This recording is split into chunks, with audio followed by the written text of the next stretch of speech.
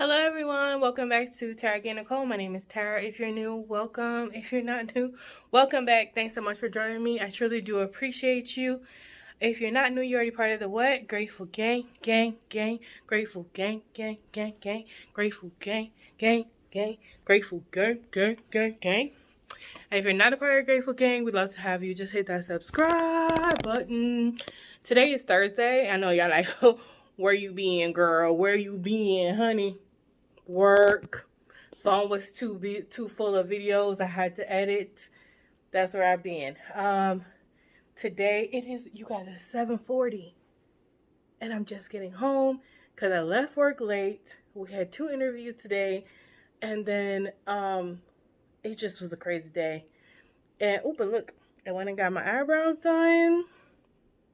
She accidentally used the wax on the bottom here, so I might get bumps. I was like, hey, not the wax. But it was already done. And then got my toesies done. Finally. Oh my gosh. Oh my gosh. Oh my gosh. Becky. Her toes needed help.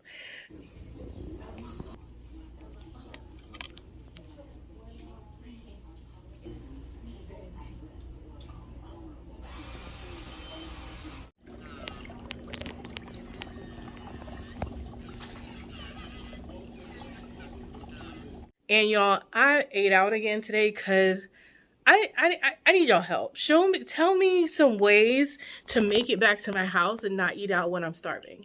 Because today, all I ate was my smoothie, and I was good. Like smoothie, a tablespoon of peanut butter, and I had chips today. Not good, but I had that, and then but that was like 2, and now it's 7, and I had food here. Like I could have made tacos.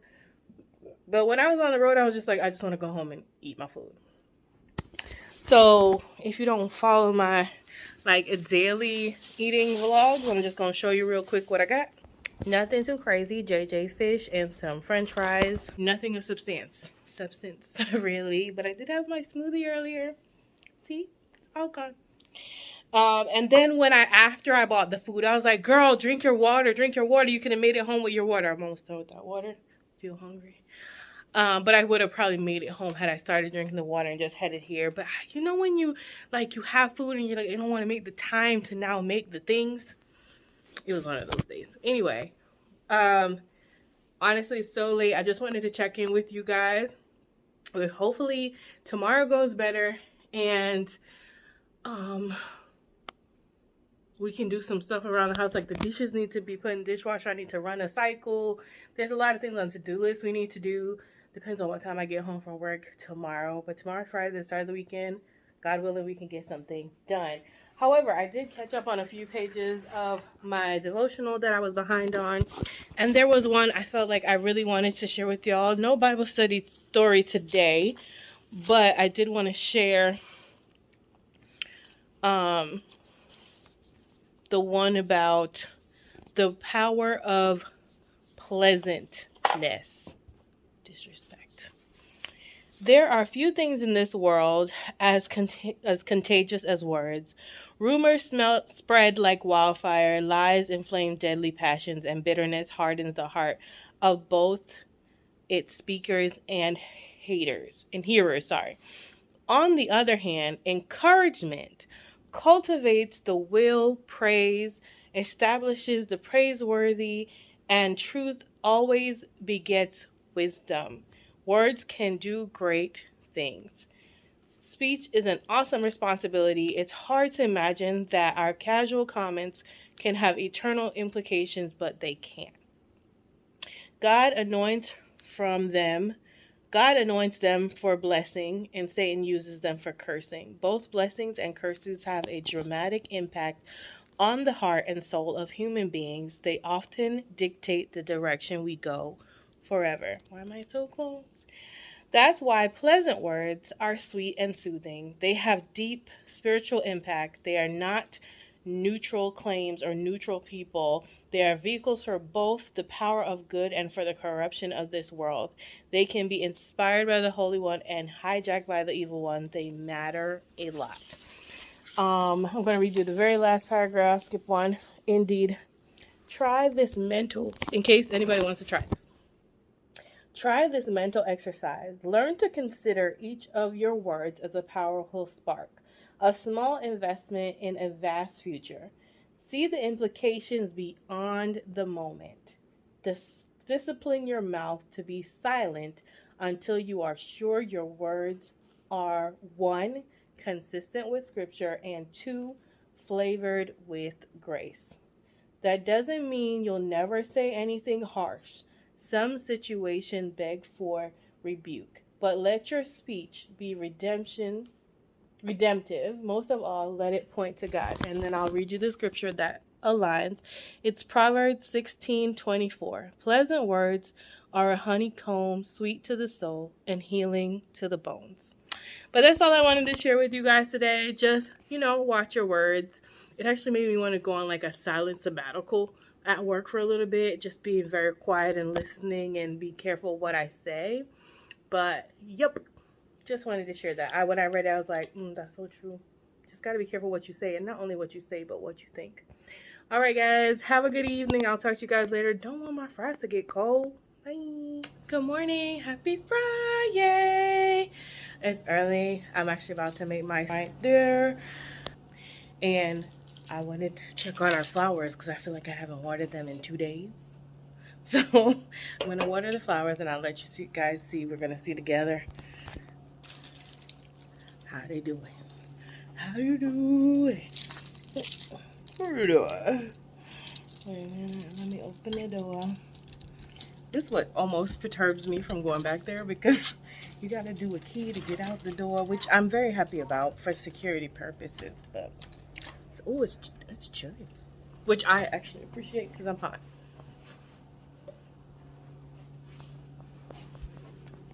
Can we do it, Tara? Can we do it without falling over? They look okay. They don't...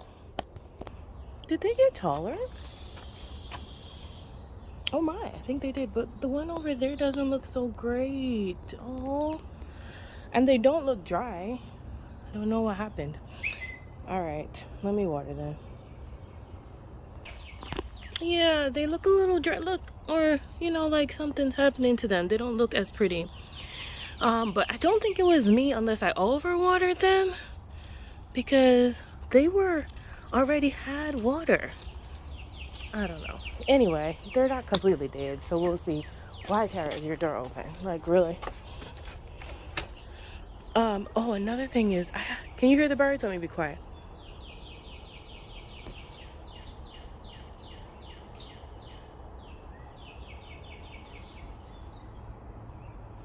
A little bird ASMR. But that's why, funny enough, I'm thinking I want to get a bird feeder because I always see birds perched on my fence, and I'm like, oh, I need to get a bird feeder for them so they can eat. But that's probably an outdoor project. But we'll see. If I find one for cheap before then, I'm still gonna probably buy some bird seed. But I hear birds are expensive. But I don't have a pet. They can be my outside pets. But yeah, let me get to today's probably gonna I'm so glad you're working. I used to look up that thing and get mad. Why are you beeping that? But I'm like, girl, it's doing its job. Be happy it's beeping. Let me go out inside though.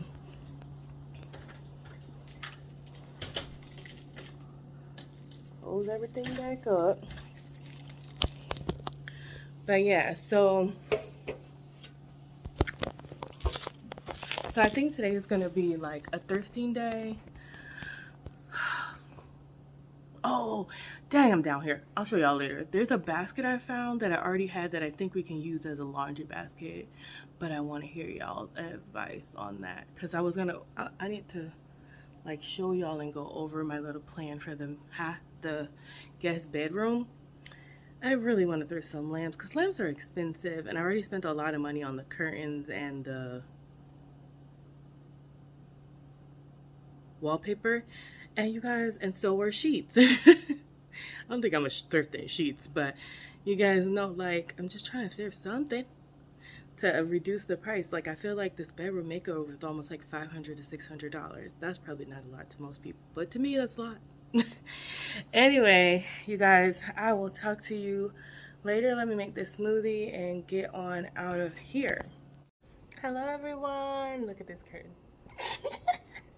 It is Friday afternoon. I did get home pretty early actually. It's 5:21 now, but I think I was here like 4:45, and I was just watching a few videos that came up on my feed. Oh, now my neighbors have the forest in their backyard and not me.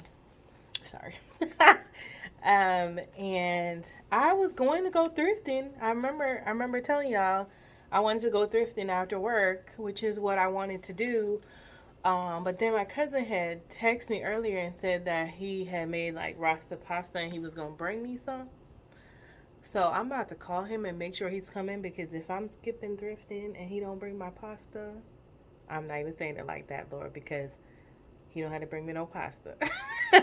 But if I could do something else instead of sitting around waiting for him, I would have preferred to do that. You know what I'm saying? In the meantime, I think we'll head back downstairs. I've got some dishes in the sink, some that I want to put away and some that I want to put in the dishwasher so that we can start a load in the dishwasher and it'll finally be full, because I don't like to do partial. And if we're still waiting, then I might take the opportunity to finally clean off that little coffee table that's been, and go through the mail that's just been not getting done. But I don't want to have to write it again on my next week's to-do list. So that being said, let's go. Okay, good. I got down here and got a text from him, said he was on his way. So nice. I'm not even gonna make my tacos till tomorrow, I guess. I really want french fries, so I might actually pick some up at the grocery store. Ooh, it's Friday. I really should be reconciling my credit card today too. But let me go do these dishes first. These dishes been in here for a bit.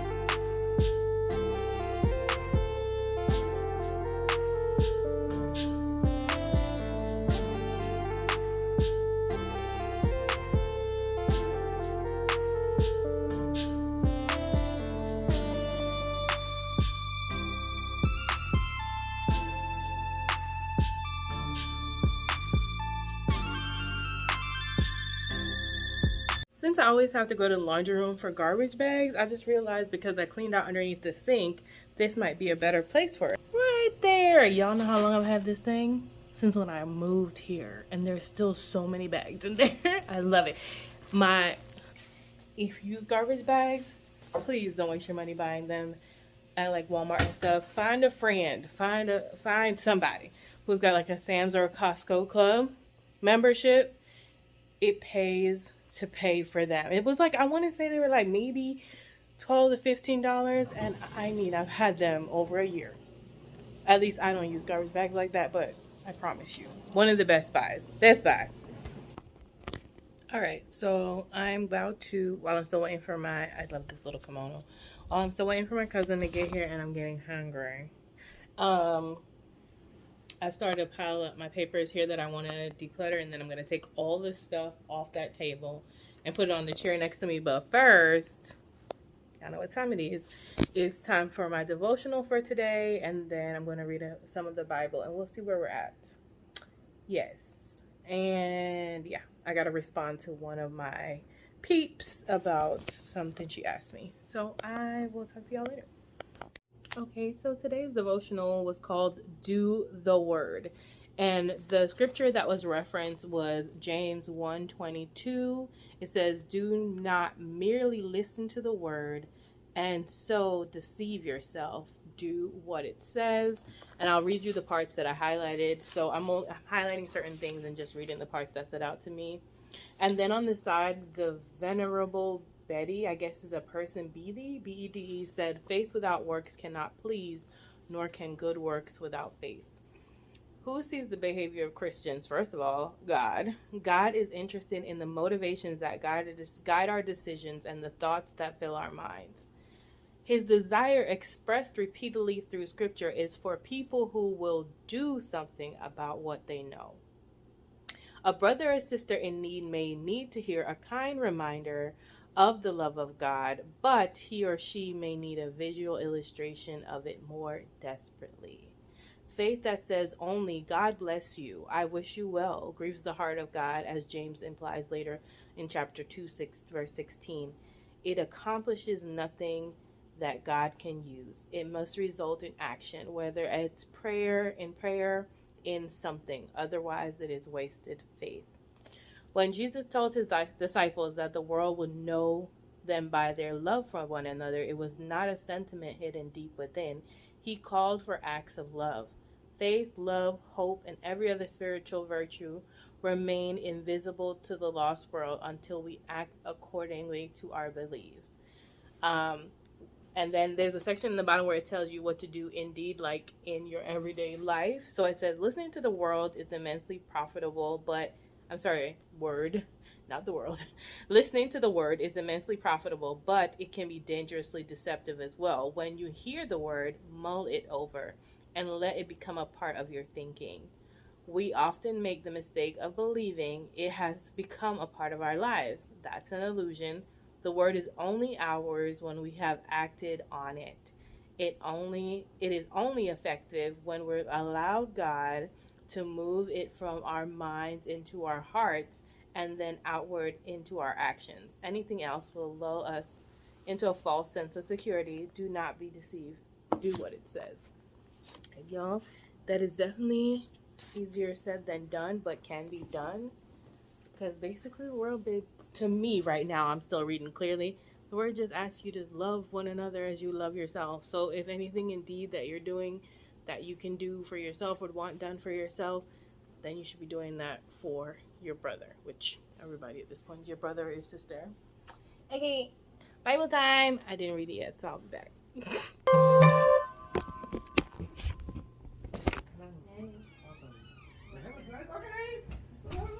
And Broadhead and everything else, wonderful. How you doing? You smell good. It's you in the house. That's both. I smell both. I smell both. How you feeling today? I'm sweet. This one from yesterday. So there's two things in there. There's the rasa pasta I made yesterday. Okay. My version of rasa pasta. And then there's this. There's no shellfish or seafood in it. No. Because I will die. I just chicken. Just chicken. Oh, chicken. Chicken. No shellfish. Look who's here. Say hi, Quay. How you doing? That's my cousin, Quayshawn. Welcome to Quay's and Kitchen. his Quay's Kitchen in the building. Meals. Yeah. I'm excited. This looks like a hefty portion. I'm excited about it. I can't wait to look at it. It's cold. The second thing is just some. I made a homemade. Ooh, I'm eating for days out here in these streets. Eating for days. Can't wait. I can't wait.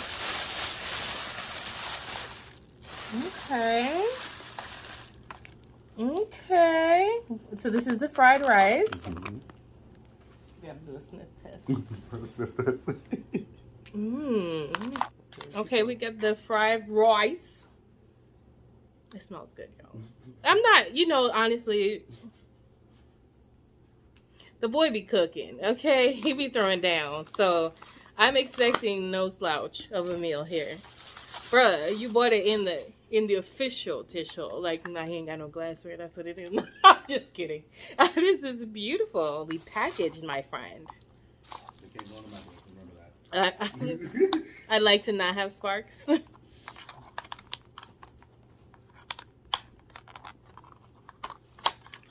Okay, is there curry in this? Y'all know I'm not a big fan of curry, but I'm gonna eat it. That's a lot of food. and I'm home, so I'll be okay.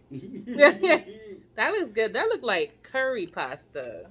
It's his version of Rasta pasta, but it looked good. So thank you very much. Cuz, thank you, came through. You must have had a lot left over. Yeah, no. I like curry, but it does not like me. You know what I mean? So it's not like, ugh, curry, but it's like curry is good, but I don't eat it much anymore because, I used to be able to eat grandma's too, and then my stomach. Which one? It's a picture that I printed from Walmart. So I bought it from Etsy, printed it on the Walmart app, and they mailed it to me, and I thrifted the frame, spray painted black, and did a rub and buff around the edges. Yeah, we're on that budget life. It still looks good. The same thing. What you bought over there? I see you with stuff. Oh, because I got something I want you to try. There's more. Yes, it's a snack though. It's a snack. I like snacks. But based on what you just said, you may not like it. Oh, is it curry? No, it's not curry. I like Indian spices. Maybe it has curry. Popcorn, sunflower. Y'all know there's not a lot of ingredients, which is great. I think I can read them all. Popcorn, sunflower, and or canola oil. Not the best, but this is good. This is what most are made with. Season mix: sugar, salt, sodium citrate, spices including red pepper, onion, garlic powder, turmeric. No, there's no curry. Okay. Well, some of those make up curry. So. I keep seeing this brand in Walmart. One of the pharmacy technicians bought it for me because she said she thought I would like it, and I was like, "What? I will never have any other popcorn ever." It's called Priyanka's Mumbai Night. It's at Walmart. And it's Rob's Backstage popcorn. It's flavored, inspired by Indian spices. This is a pretty container. Yeah, it's not expensive. It's very funny. I've seen it's plant-based, gluten-free, and non-GMO. 50 calories per cup. Did look good. All right, let's give it a try. Let's do a taste tester on the building. In the building. I haven't done one of these in a while. Me and Pam used to do these on my other channel. It smells good. I smell everything. I'm a sniffer. It looks like there's actual spices on it. Ooh, this as well.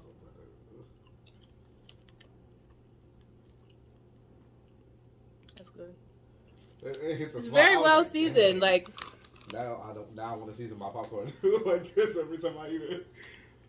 Mmm. Why just get butter when you can get this? What? If you don't like Indian, it ain't for you. It's not gonna. Yeah, that's what You're I'm not. saying. It's not gonna be hit. I love Indian like spices and cuisine. I'm not gonna be kidding. We're going to Indian girl. It's for you, baby. But I like it. I like Indian spices. Very much so. Delicioso. What else you got over there? Oh, the rest is just goodies from work today. Is this for me or just a try? Both of us. I don't think this is all for me. You would not have. It's so good. Oh my god. Well, let me hang out with my cousin. I'll talk to y'all later. I decided to go ahead and reheat the fried rice because the rice pasta has curry, and I don't want to have to go and find a shirt to change into. And now he's on the phone, and I'm trying to be out his business after I already hijacked the phone and introduced myself to someone I don't know. I'm that cousin. Yep, it's me. The Rasta pasta, his version, delicious. Delicioso. I did try the fried rice. It was a bit on the salty side, but he did warn me. But he's still perfecting that. But this, it's a vibe.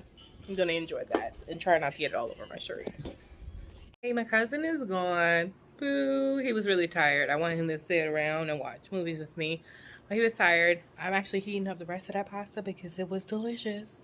Get me my bubbly. And he left me the rest of this popcorn. It is really good. I actually need to try some other flavors. It's pretty decent. He ate a lot of it, but I'm trying to savor it.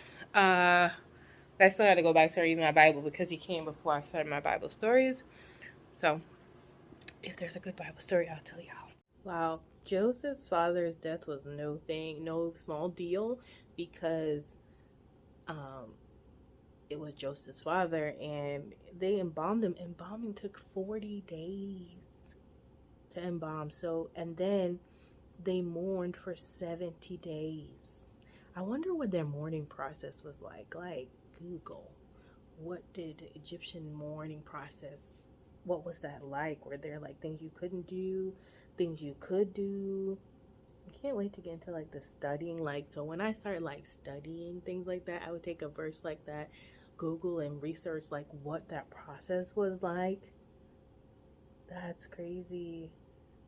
And then on their way there, they actually stopped again when they reached like and when I tell you, these people went with all of Pharaoh's officials, dignitaries of his court, dignitaries of Israel, besides all the members of Joseph's household and his brothers and those belonging in his father's household.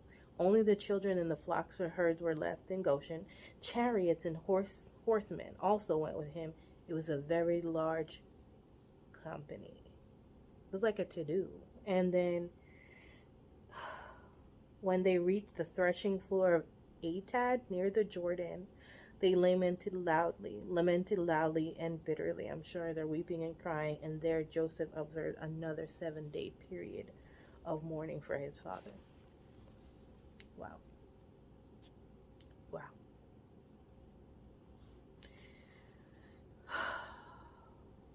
And then they returned to Egypt after they went up and buried their dad exactly where the dad asked to be buried by his dad and all that.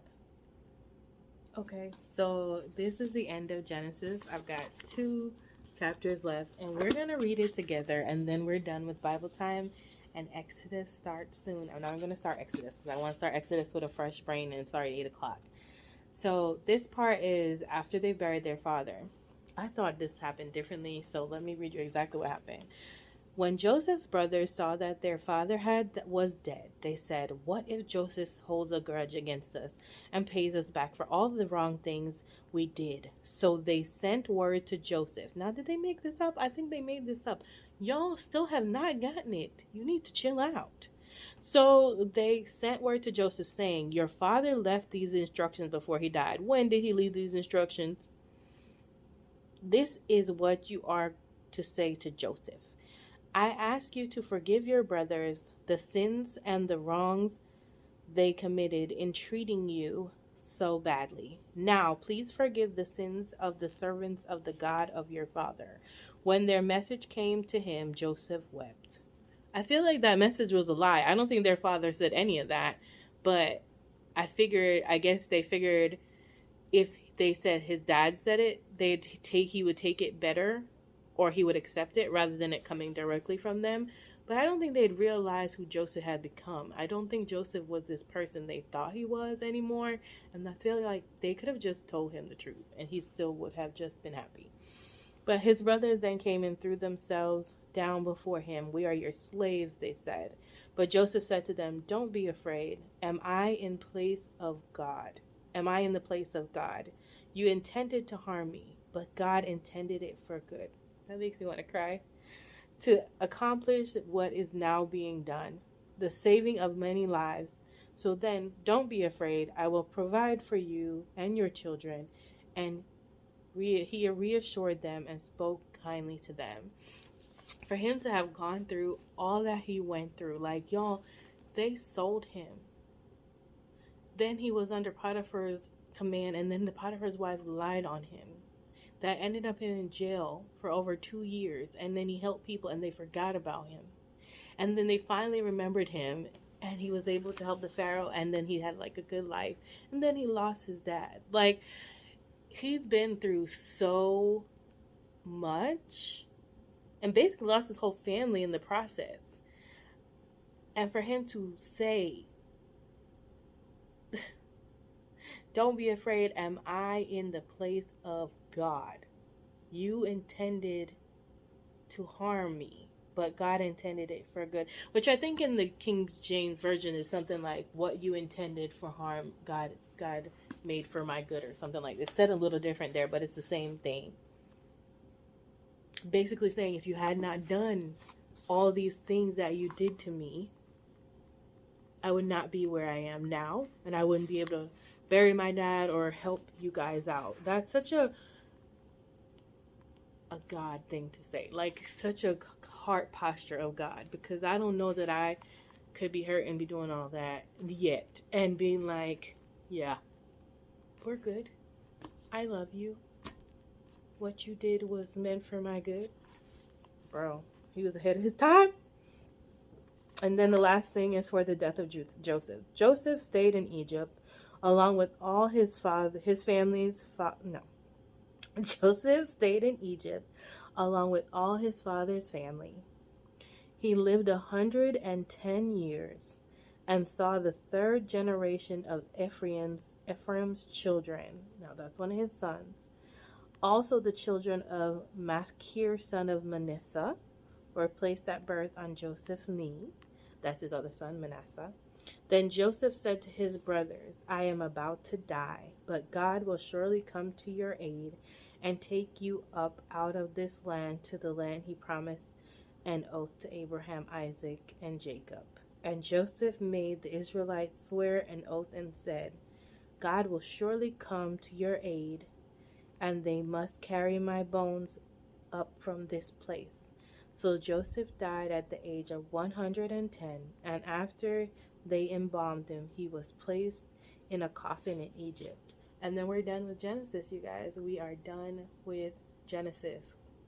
There's a lot in Genesis. Like, there's a lot. Now I know why people read the Bible often or can go back to different scriptures, because there's just so many different connections. There was even a story in here about his sons where I don't remember which one was which. Hold on. Yeah, so Ephraim and Manasseh are his sons. Ephraim is the youngest and Manasseh is the oldest. And it looks like, so he brought his kids before his dad had died to go get his kids blessed. And Ephraim, who is the youngest, he put on his left side, and Manasseh he put on his right side. Because I believe that when you're on the right side, the right hand blesses the oldest and the left hand blesses the youngest, or the next one in line.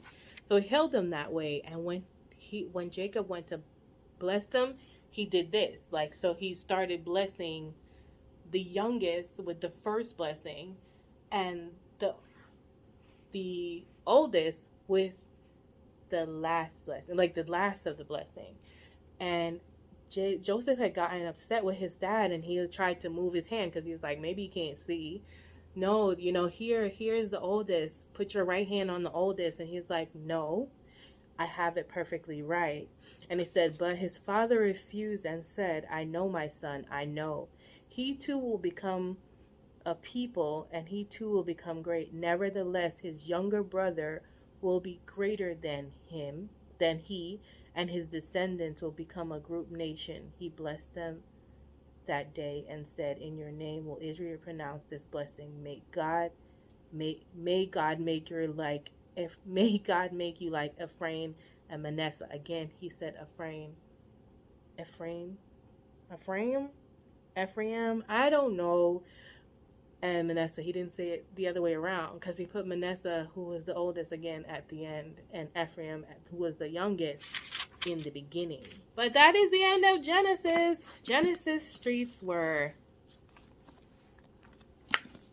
ghetto. No, stop. No, Genesis streets were interesting. I keep trying to remind myself it was a different time. A lot of things that shocked me. It's just that things that we have adopted differently now. But I guess back in the day, those weren't so ridiculous at the time, and when you had to do for different things to just save your own life. But it was definitely enlightening. A lot of things I didn't know that were already in just the first chapter. Like, I'm so excited to keep going. It is so funny that you can listen to preachers and go to church and do all the things, but God wants you to have an intimate relationship with him, and I'm not sure how you can do it without learning his word.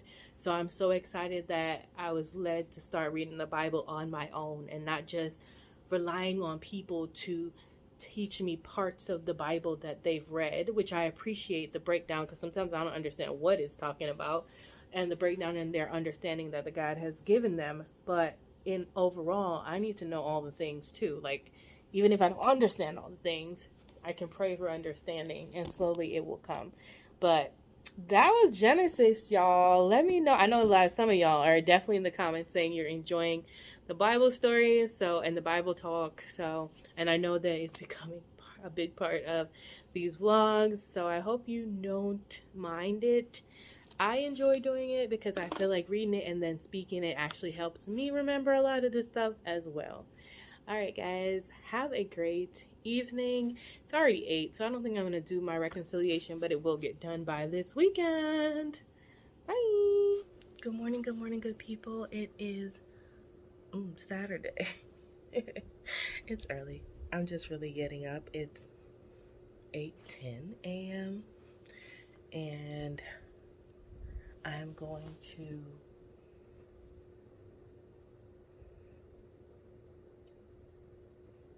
I'm slow in the morning. I actually don't really speak in the morning. I can go a whole day and not speak until I get to work. And if it's on the weekend, I can go a whole day and not speak until like 1 or 2 o'clock, unless I'm doing a video. Y'all know on Saturdays we like to take our time, and I think 8 hours, I got about 7 or 8 hours of sleep, so I feel good. And I'm going to read my devotional, and I'm going to read my Bible a little bit. I finished Genesis yesterday. Super excited to be in Exodus today. And then when that's done, I'm going to have a shower, and dun dun dun, we're going to put up the last one. And I've been considering, so you know how this one right here, y'all probably didn't even, well, that's close to my face, didn't even realize, like right here, there's like that. So I don't mind that one. This is behind the bed, but there's one over there right by the table and the lamp that I do mind. So I had bought 2 rolls, Tara 2 rolls, and I'm thinking about, if you watch Mr. Kate, you'll know what I'm talking about. Taking that one down and putting it back up again. We'll see how I feel. Right now I feel like it's a good idea. We'll see how I feel after shower and all that. But 8 o'clock on the weekend, I think it's a good time to start. I prefer to start at 7, but I was up late yesterday. And I was doing so good yesterday with not spending any money. And then I spent some money at the last minute. You know that Amazon got me, and it was like 11 o'clock at night. But I bought things I needed, so I'm not mad. But I'm mad because I could have had a no-spend day. I bought the sheer curtains for between the window. I was like, I think I want that. I think it'll give it more of a luxury vibe. And then I bought this thing to hang a TV that you don't need to find studs in the wall. But it was on really good sale. It was only $14.99 for that, and then $17.99 for the curtain, the 2 panels, I believe, of sheer curtains. The only thing I didn't like about the sheer curtains is that they're rod pockets, but they only had rod pockets and grommets, and I didn't want either of those, but I went with the dual rod pocket one. I felt like that was going to be the better fit, so we'll see. Yeah,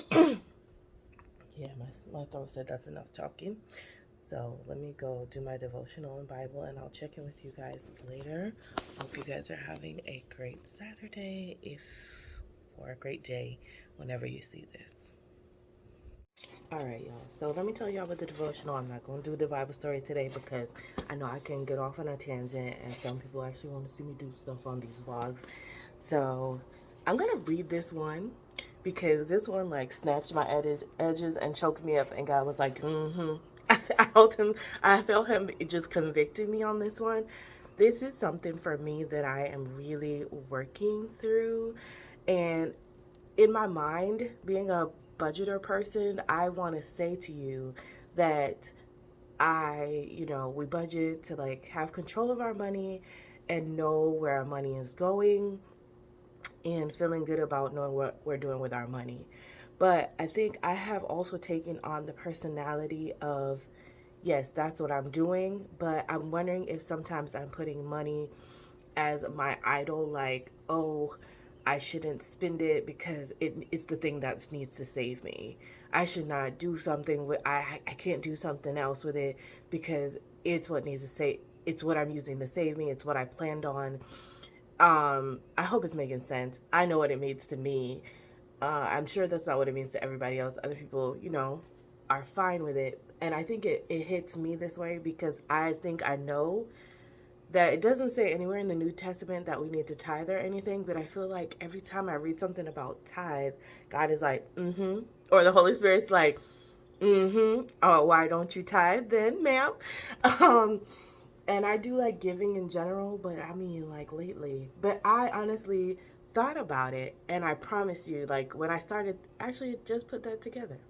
I think when I started thinking about doing the tithe, the car accident happened because I was like, I will just reduce my sinking fund. Y'all, if y'all know from the other channel, you'll know what I'm talking about. If I reduce my sinking funds, I can tithe. Then the car accident happened and the whole entire sinking fund went to the car.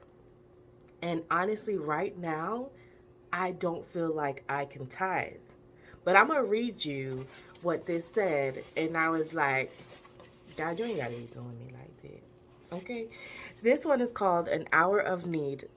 And the verse that goes along with it is, I'm going to read the whole thing this time, y'all. And that's why I'm not going to do a Bible study because I'm like, that might take a little while. June 10th, today, June 10th. An hour of need. The jar of flour will not be used up and the jug of oil will not run dry until the day the Lord gives rain on this land. 1 Kings 17:14. And they do reference the story that they're talking about there. But if you want to know the whole thing, go to 1 Kings 17. I probably didn't read it.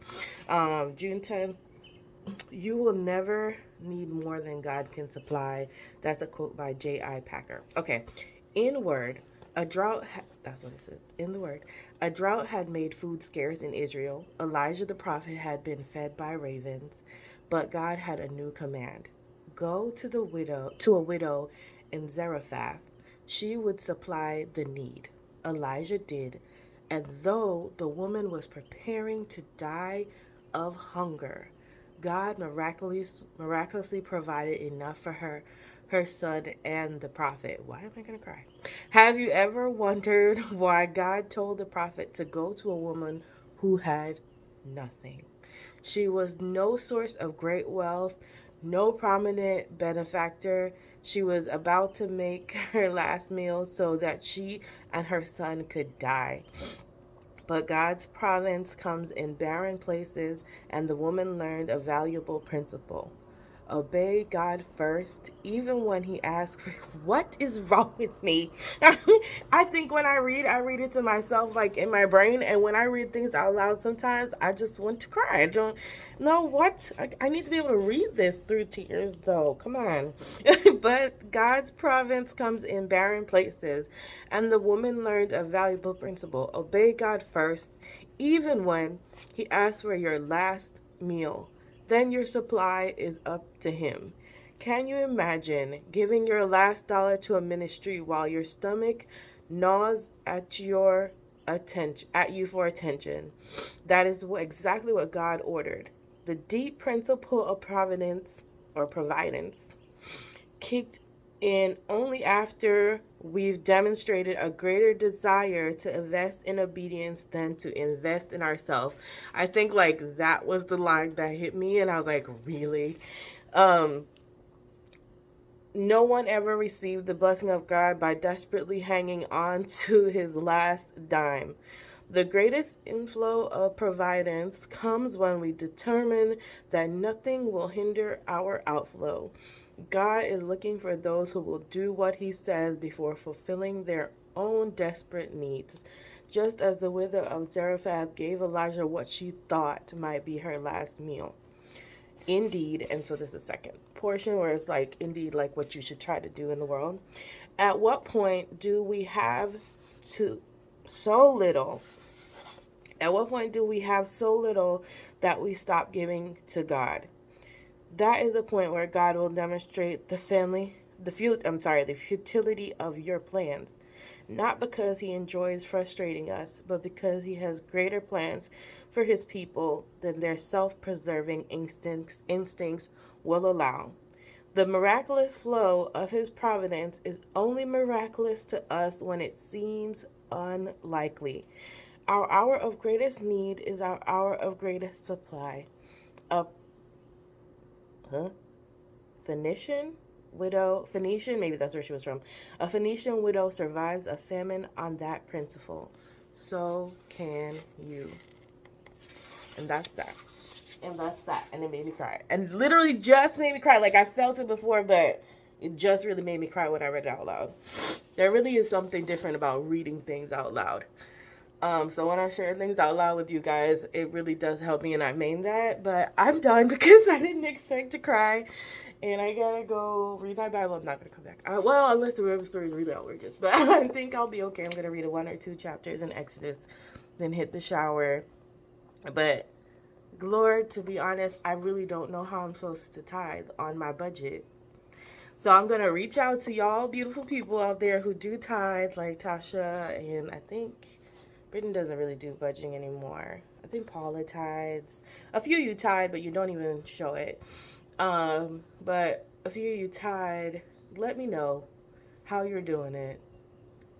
Maybe we need to revisit my budget together, because I feel like every single time, they talk about tithing, I feel it. Although I know it's not in the New Testament or nothing. I don't even go to a church. I don't even know where I would tithe the money to. Something online probably. But like, I need to probably do that too. I probably need to find a church, because I've been getting that feeling too, like, Tara, you need to find a church. So yeah, I've shared my whole life. Let me go read the Bible and I'm not gonna tell y'all. I told y'all already. I'm gonna go do what I'm doing. So they're in Israel and Joseph died. I'm sorry, they're in Egypt and Joseph dies, and the Israelites, they're all good. They're being exceedingly fruitful and multiplying a lot, having, like, to the point where they're almost the same as Egyptians, or about to overtake the amount of them. But then the king, or Pharaoh, because I always thought that Pharaoh was like one guy, but Pharaoh is just the title of a guy. So the Pharaoh that Joseph was under, loved the Israelites and Joseph, but this new Pharaoh after that Pharaoh died, didn't care nothing about what Joseph had done for the people or nothing. So he didn't care nothing for him. So he actually was threatened. I'm telling you, the things that fear make you do to other people. He was threatened that the Israelites were multiplying way too fast. And then he got it up in his head that now no one ever said to him, at least it doesn't say that, oh, the Israelites are about to attack us because they're growing in number. Then people was just a happy life, happy wives, living the fruitful life, you know what I'm saying? Happy house, happy spouse vibes. He gets in his mind and tells all his people, like all the Egyptians, like, we have to enslave them, because if they get too big and they join our army, they're going to fight us in battle and take over. Where, sir? This is the spirit of fear will make you do some stupid stuff, okay? We're all living happy, and you had to change that, but all of this has to happen for God's word to be fulfilled, so, that is what that is. But then it makes it worse, because the more they oppress them, the more fruitful they become. I guess they're stressed. They turn to, like, sex. They're like, well, gotta relieve our stress some way. But then that just makes the Egyptians treat them worse. Like, they're building with brick and mortar and harsh treatment and treating them unfairly, like real slavery, basically. Again, I mean, the first point of slavery. Here we go. So, and it's so funny, because when I read that about people being fruitful after being slaves, I thought about Black people, like how you'll see people and you're like, I don't understand why they keep having all these kids. Generational. And so then, to make it worse, guys, he then tells, so there's shout out to Sifra and Pua. They're like the Hebrew midwives. And Pharaoh told them that they should kill every Hebrew woman's son. If they have birth to a son, kill the son. If they have birth to the girls, leave the girls. I'm like, why leave the girls? Like, multiplication is multiplication, and the girls are the ones having the babies. So all you're saying is that you want to make sure you have the girls so you can have sex with the girls so that they can be Egyptian babies. Is that what you're saying? Why keep the girls? Why not just kill everybody? Which I don't want anybody dead, but still. And the midwives feared God, so they did not want to do that. They were like, no, we're not going to do that. So when he found out that they weren't doing what he asked them to do, he was like, why did you do that? And they were like, oh, these Hebrew women are so vigorous in childbirth that they would just have the babies before we even get there. And, I guess since they were doing that, it's so funny because when you think about that, they lied to him, but that's why sometimes I wonder, all lies bad? Because God blessed them with their own families and their own children because they, in the end, were doing the right thing, not killing the kids. It says, so God was kind to the midwives, and the people increased and became even more numerous.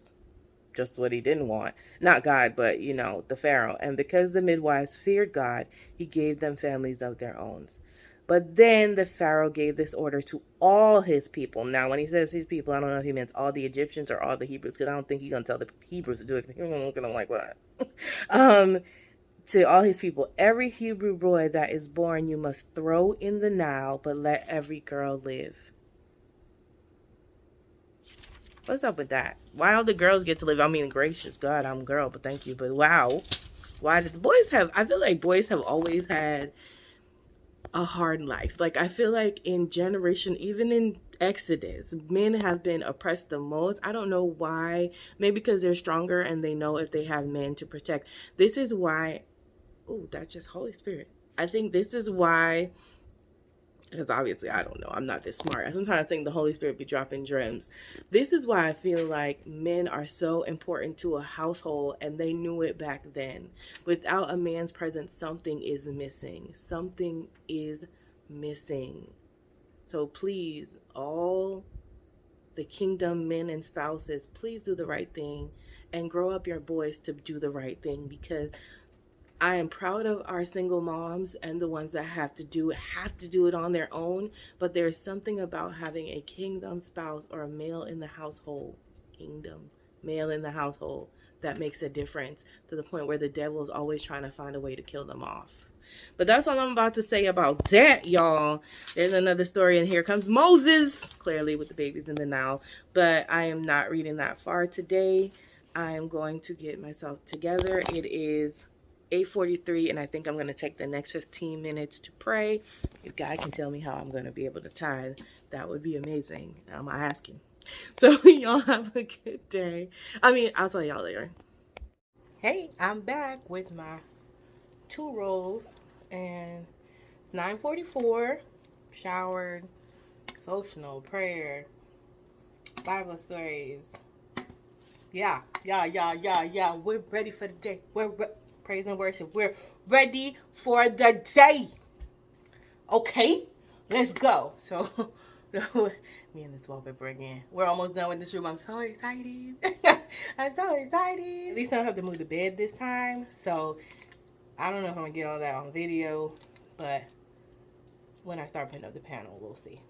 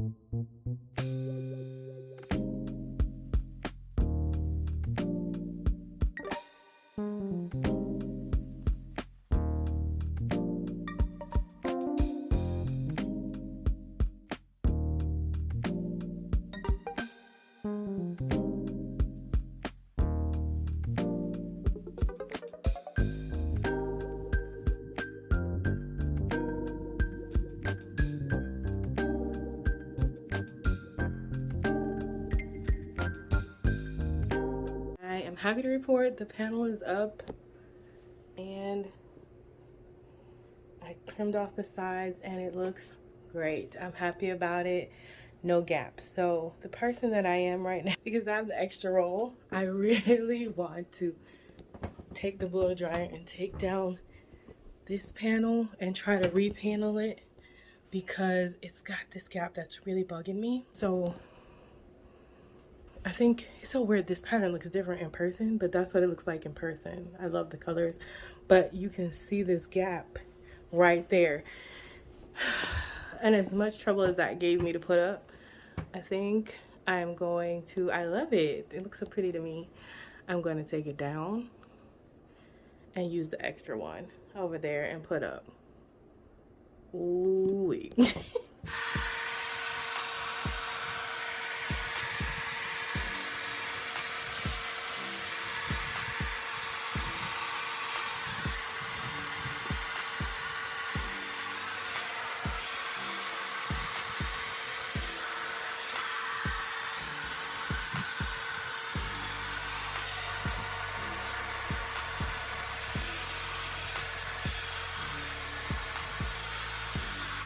So this is what it's looking like. It's coming off really well. However, in this spot, some paint came off. So I don't know if that's because it's probably flat paint. That's not the best paint.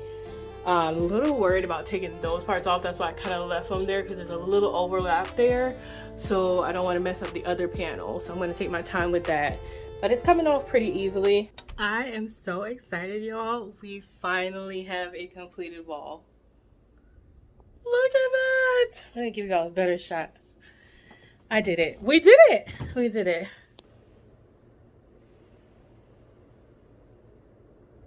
It's definitely not the biggest room, but I love it.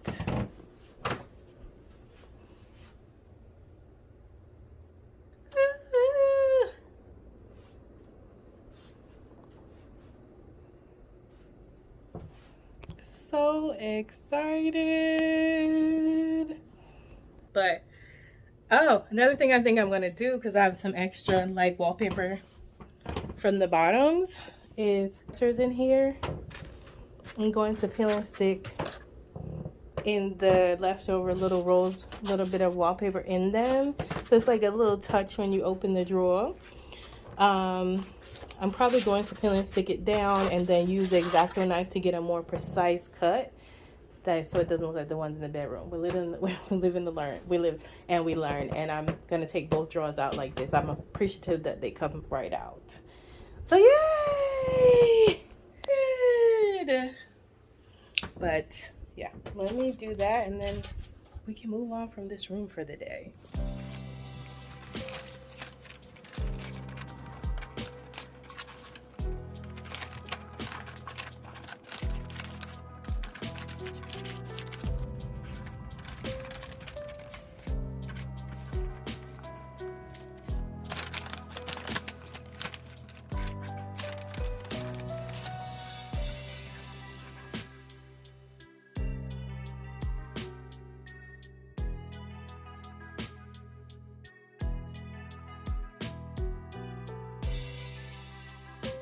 That looks so pretty, you guys. And so much neater than when I did the other one. With the X-Acto knife was definitely the way to go. So pretty. The other drawer, however, won't come out, so I'm gonna have to figure out a way to put it in the drawer. But that's all right. This is gonna be, I love this. This is a great idea. Thank you, Holy Spirit. All right, guys. So went into my storage room and I was looking at things. Looking around to see what I could find. And I think I found some things that I even forgot that I had or I was going to use for my room for the guest room, but I will save us some money because I'm like, I want to be able to save some money on this room. I found these things and I want your opinion on these things in the comments, please. So both my room and the guest room is queen bed. So this is the bedspread I have bought for my room because I'm going for like a long time ago. A tan kind of cream serene vibe. And I'm thinking about putting it in here because I'm not working on my room right now. And and I got this on a really good deal at home when I was working there. And then maybe I can just invest in some white, like 1,200 count sheets from Walmart. And then I won't have to worry about a comforter, and maybe just have to find like a nice blanket to layer with. Let me know. And hold on. I know sometimes plastic is not a great whatever, but it's got like this kind of linen like look to it. It's supposed to be a crushed linen. I'm sure it's not 100% linen, and it comes with the comforter and 2 shams and a bed skirt. Didn't even know that. What does this say? 1 comforter, 2 standard shams, and 1 bed skirt. Okay, so this is basically what the fabric looks like.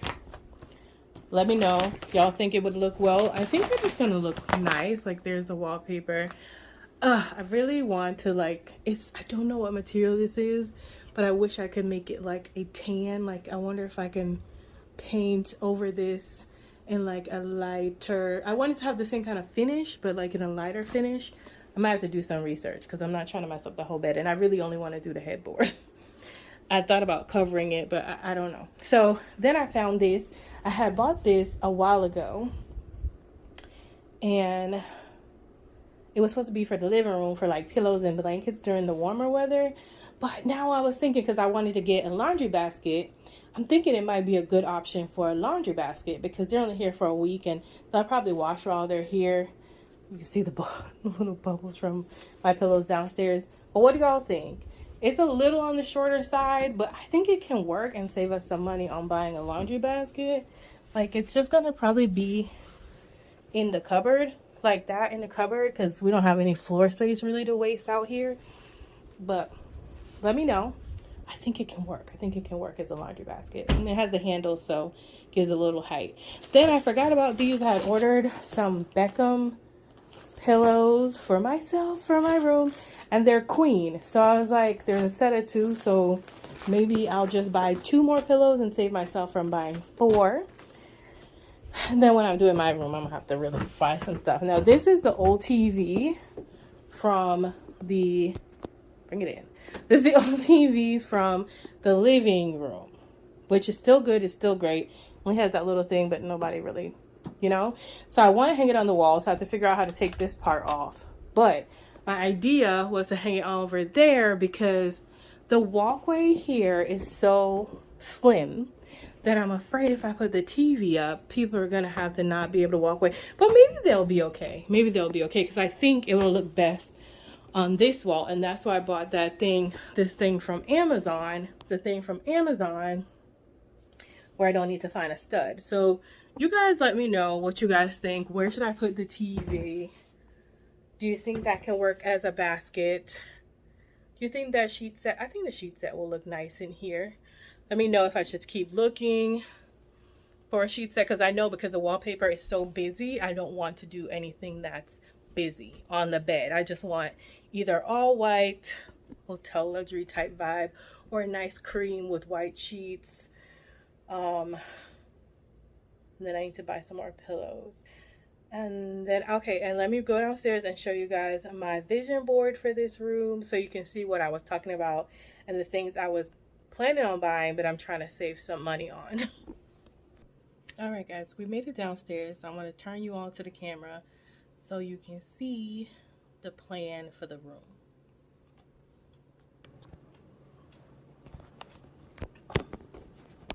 I hope you guys can see it okay. All right, let's see. Just trying to make it so hopefully you guys can see. I'll move around. I'll take it up the whole screen, then I'll move around. All right, so you already know about the wallpaper here. We put that up, and then the curtains we purchased here. The wall color is similar to that color. That's why I just left that on the board. I hope that was okay. And then I wanted these lamps, but they're not inexpensive, but I like the look. So that's why I've been kind of looking for lamps that have a gold accent, because I felt like that would look nice against all this stuff. And I'm using Canva, you all. And then I figured taking the green, okay, I'm okay, thank you. The green out of the wallpaper, and this, because the curtains I chose before actually were this color, but I decided to go with the lighter ones up here. So this is the wastebasket I wanted to get, but you know, the one I showed you upstairs, so it stops about where the tan part of this basket stops. But what do you guys think? I think it'll still look okay, the one I have upstairs, and I already have it. I really wanted to get an arched gold mirror for the room, but it's, you know, money. Then I thought about a stool in there, you know, just to put down a bag or something, but not 100% where it would fit, because I said it's barely any walkway in there now. And then this color, that's why I was thinking that cream sheet might look nice, because I think this color looks nice with the whole theme as one. So that is my plan for the room. I did leave a little blank area for anything else I thought of. But that is basically it. Let me know what you think and the options I gave you guys upstairs. So let me show you what I wrote projections for the budget. It was $625 projection for the budget for one room. So the wallpaper, I thought it was going to be around $120. It was, but then I ended up having to buy 2 extra rolls. So I ended up being closer to $160, $180. So already over budget on that. That's why I kind of want to save some money. The stool you see pictured is $60, the one I showed you, the pink one here. And then velvet curtains, $60. I think I actually got those on a bit of a deal, but that's what it was. Lamps, $80. So if I bought both of those lamps, it's $80. That's why I was really trying to find some lamps I could redo in the thrift store. And then laundry basket, that laundry basket is $30. So I could save myself $30, kind of recouping the wallpaper by using the basket I have already. I wanted to buy an alarm clock, but I think I'm just going to end up using putting the Alexa, okay, let me not say her name. You know, the A with the clock that's in my master right now. Or I have a clock that's in my master that is a clock that I can either switch out with the A that's in there now. So I have 2 choices that I already have. I'm trying to use what I already have so I can save $15.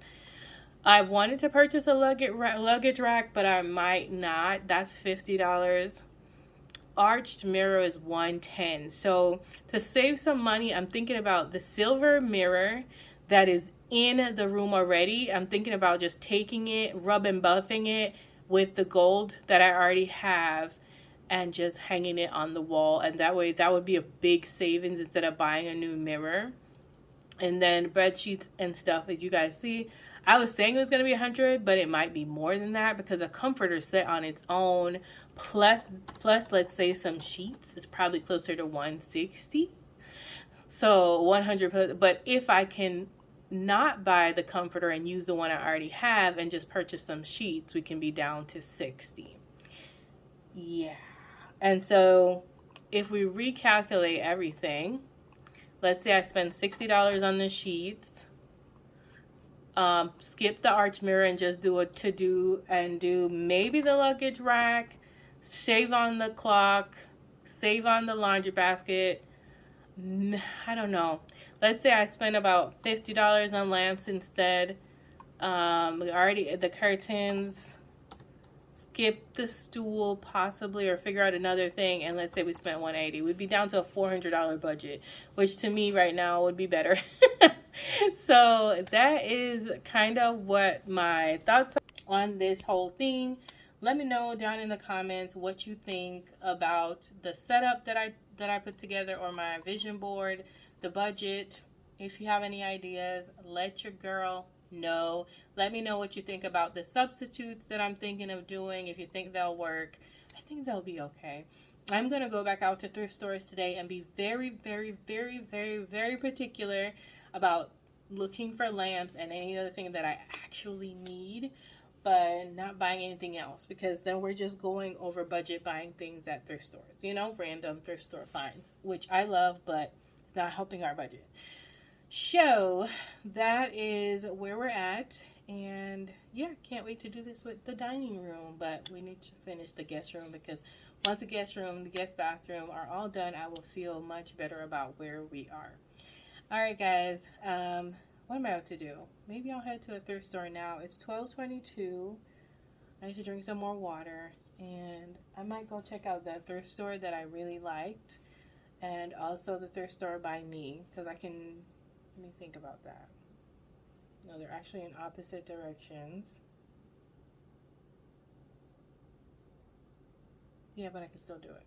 But yeah, I might check out those, and then maybe I'll actually go check out like stores like TJ Maxx and Home Goods and things like that, because they may actually have some good deals on lamps. What else did I need? Possible stool. I need to take a picture of this home and put it in my phone. Possible stool. Maybe a luggage rack. I don't think I've ever seen that. Maybe they'll have a nice mirror that's at a good price. And the bed sheets that I wanted to get. Yeah, I think once I get that, that's all that room's gonna really need. And then I've already bought the thing to hang the TV. And once I figure out if that TV will be okay right there. But yeah, that is it. Because if it's not gonna work right there and I can put another TV in that little corner space, I might have to spend like $100 on a small TV for that little corner next to the closet door. And they might not need a TV at all. I just feel like it's a nice little convenience. I'm trying to make it as hotel room like as possible. You probably won't even spend that much room and time in there, but that's okay. All right, let me continue to keep it moving. I like to move it. I like to move it. You like to move it. I'm just looking at one of my plants. Look at my BB. Look at that. That's a new one. Oh, hi. How you doing? Any of y'all ever do like the side of the couch quick bag switch out? Like you put on the bag, you be like, okay, I'm gonna wear this. I'm gonna finally switch it out, and you just go into the old bag. You don't pull everything out. You're like, I need my keys, and I might need a scrunchie. And I'm gonna need to get in the car, so I'm gonna need this too. And then you put it up in there in the little side pouch. Boom. And then everything else in there, you're like, I don't really need that right now. Well, we need to go through the bag. Well, we'll get a pen, because you never know when you need a pen. We'll put the pen in there. Then you open the other pouch. You're like, what's in the top pouch that we may need? Nothing. And then what's in the bottom part? We need our wallet. We need a little lotion. Where's the cover for this spray? We gotta walk with our little spray. We're not gonna take any of the medicine with us. Sometimes this bag be full of things. I'm like, why? I'm trying to cover to our spray, baby. Where's the cover to the spray? Boom. Give ourselves a little spray down. I've already taken the tag off the bag because we don't want to do that. So we're going to put the spray in. We're going to put the purse in. We're going to put the lotion in. I'm going kind of fast. And then all this other stuff, I don't see why we would need it right now. Nope. And then in our little side pouch in here, let's see, because we usually need things in there. Got to get the lip gloss and the Burt's Bees. The extra lotion right there. That was like a holiday gift. Why do I have 3 different eye drop things? I don't know, but we're going to take one of them with us. The latest, most recent one. A little hand sanitizers. And our AirPods. Then we'll come home and we'll clear this out properly. But you know when you gotta just... And then there's a little side zip pocket to replace that same space. And we just gonna... Ooh, somebody left me 3 cents. Okay, 3 cents. Come on. All up in there. All up in there. That's how Tara does. Put the bag on, decide you're gonna wear it, and switch out the bag. Yes, ma'am. Oh, let me let y'all see in the mirror how this looks. I don't think I showed y'all. I don't remember. I showed y'all my new thrifted summer bag.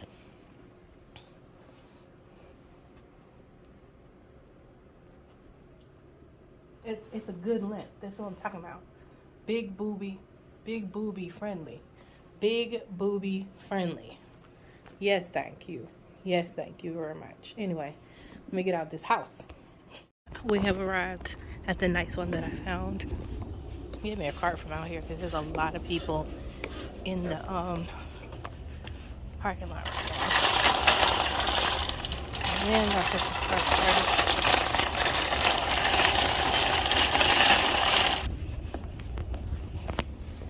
Let's check unclaimed framed out.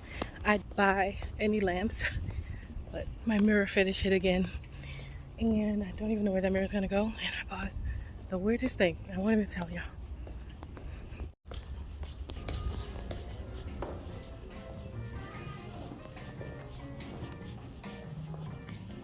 Oh, this is not for me. I don't think this store is for me, y'all. I've seen a lot of, yeah, okay, but let's look. This place is more like a warehouse. I've even seen like a broken bed. That's kind of cool. I was hoping to see like a lamp that I like to buy, but look how much the lamps are. Better off buying the one on Amazon that I wanted.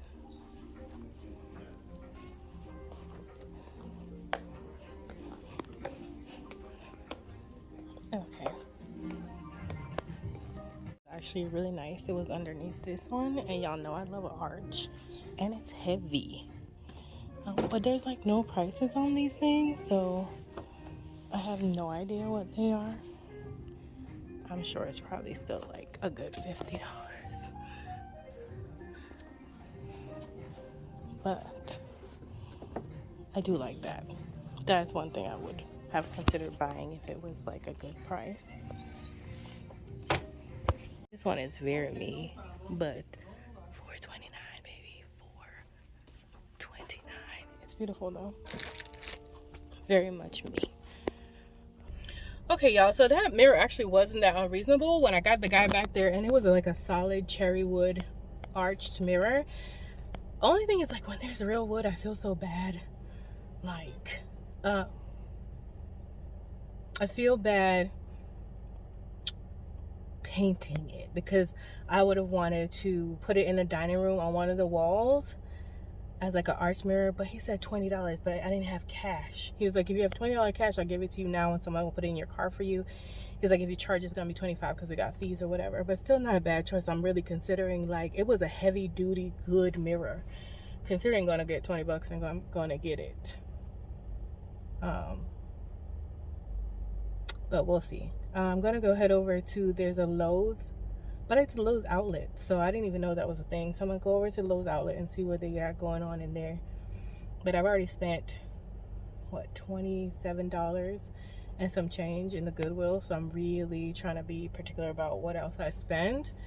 And I might just go ahead and end up ordering those lamps online and just get what I want. I still love the 2 lamps I had gotten from Goodwill, but I can use them in different rooms probably. But I'll talk to y'all later. Look at the Lowe's outlet. I did not know it was an outlet. I always thought it was just like Best Buy. They had an outlet. Let's go. There's even a Mega Furniture. I've never heard of that place. If you're really looking for something, you could really be over here. Yeah. This looks like there's gonna be a lot of appliances, which is good. I can get an idea.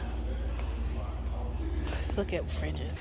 Y'all, pray that my fridge does not go out because these fridge prices, even for some of the dented things, are like $1,200, $1,300. It's crazy to me. Frigidaire. I hope that they have the handles. But look at these fridges. My fridge don't look nothing like this. This is so beautiful. Oh my gosh.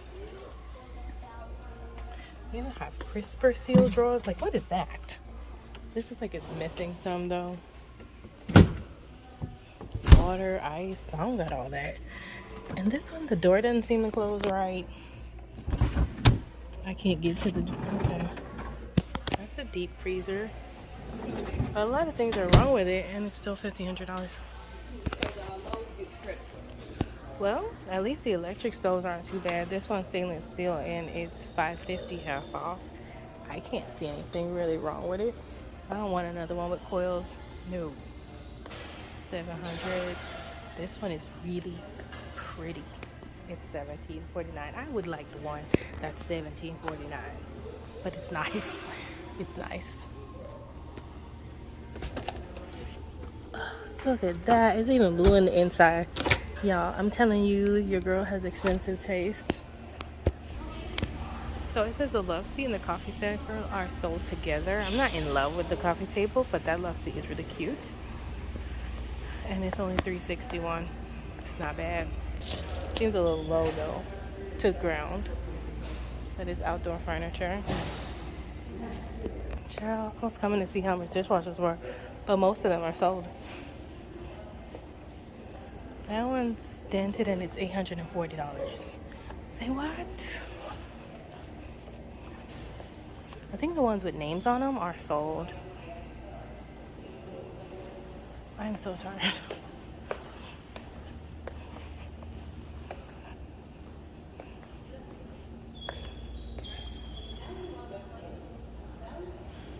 Okay. I'm not gonna lie to you guys. I went to Lowe's, I showed y'all nothing. It was more like appliances and stuff, which is good to know that it's right here.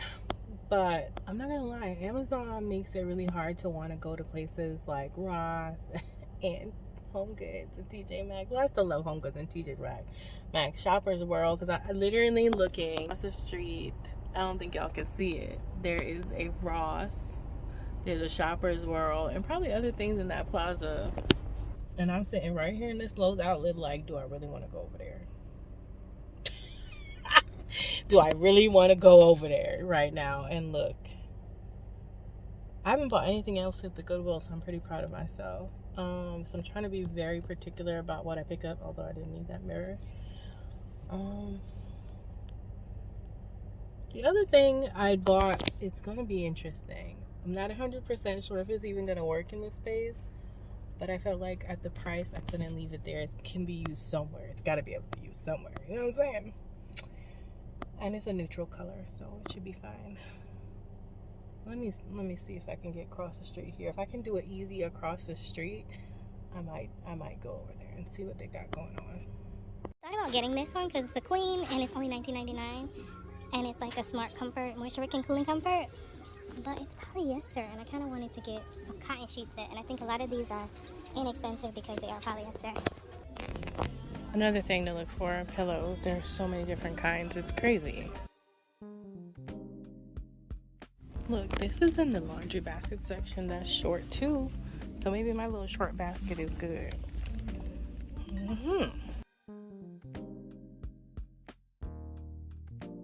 That kind of looks just like I was looking at. Mine. These big old canvases actually are only $25. If you're an artist or you knew how to do some painting, that's not a bad price for a big old canvas. I think that's so pretty. The colors in it are nice. So is that one.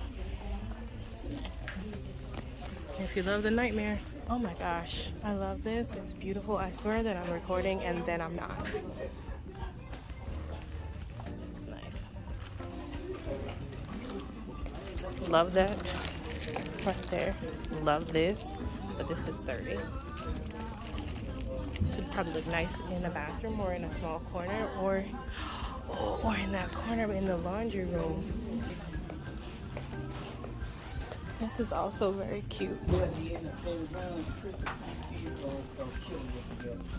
Probably hung on a wall with some things in it. Very nice. Like, now that I thought about the living room, now that I thought about the laundry room corner, I'm like, should I get that little flicker thing? $30, my gosh. It's not that bad. I'm just being dramatic, but I hate spending money sometimes, y'all. Oh my gosh. I love this outdoor rug. Not bad price. I'm very proud of myself. Something that you put in the basement. For my restraint in that store, because there were a lot of cute things and I was like, I don't need decor, I don't need this vase, I don't need a lot. I really wanted to buy that pinkish stool. I don't know if y'all got to see, because I thought I was hitting recording and I wasn't. I think it would have matched in there really nicely, and it was only, I don't remember how much it was, and it had storage, which I liked about it. But I want to put a stool in there, but I don't know where a stool would go. So That's why I held off on that. And then that tower that, like, I think it's called a spa tower, that's made of, I forgot, it wasn't wicker, but it looked like wicker. Not wicker, like, I don't remember, but it had the 3 on it. I really wanted to get that because I was like, even if I don't put it in the laundry room, I could totally use it in like the guest bathroom to host like the toiletries. But then I was like, how am I gonna fit towels in there? It's kind of small. So I don't know, I left it there. Proud of me. It was $30, which honestly was not a bad price. It just wasn't. I don't know why my face keeps breaking out. A new one. 1, 2, 3, 4. Come on. Am I not too old for acne? I guess not. I was gonna go to this food store up top just to pick up like a banana, or not a banana, a plantain or a green banana, but now I really don't feel like getting out the store for just that. And I got out my car for just that. It's hot. And I also still need to go do the invoices, 3 something. And I also need to go get gas.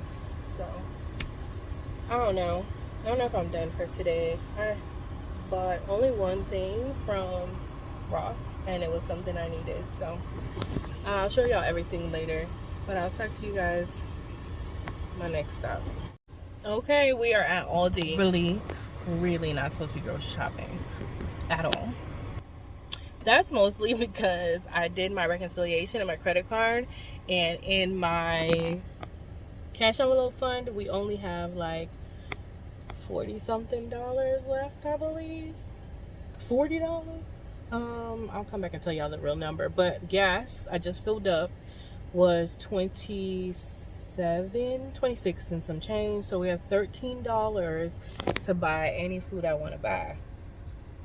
I'm gonna go in there and be very strategic, because I think I have chicken and stuff at home, and I definitely have rice. We know we got rice, we got pasta. So I'm gonna see if I even buy a lot of anything, because we only got $10 to $13 to spend. But I'm hungry, and like, I think I might get some nacho type things to go with my tacos, because I have enough to make some tacos at home, which I'll probably have today, and then tomorrow we'll cook. All right, let's see what we can get for less than $13 at Aldi. Hey guys, so I have returned home, and I was only at my parents' house not for that long. I left there by like 5, and then I stopped. Y'all saw where I stopped. So I want to show you the thrift store stuff first. I only bought 2 things. I did spend $27, but I'll show you why. So I'm standing up for this because, so I bought this mirror. I love it. It's on a lean right now. I don't know why it's doing that, but I think it's so cute. I am very much boho chic type thing, but I also really like this kind of stuff, just not everywhere. This mirror was only $5.09. So it's by Carolina Mirror Company. I think they're a good company, so I'm excited. I haven't decided if I'm just gonna leave it like that or do something else with it, or just work on my slippers. So you can probably see from the mirror exactly what the other thing I bought was. I bought a rug. Yes, I did. It's a 5x8. It's not for in here. I just laid it out so y'all could see it. I'm thinking it might look good in the bedroom. And y'all know I have a little green giant that I'm going to take. First, I'm going to vacuum it. Then I'm going to take my little green giant and really try to clean it, get all the dirt off of it and everything, and then see if it fits. Well, I'll measure and see if it fits upstairs. If not, because it's a secondhand rug, I might put it outside on the outside deck, or maybe it'll even fit in the dining room. I couldn't pass it up.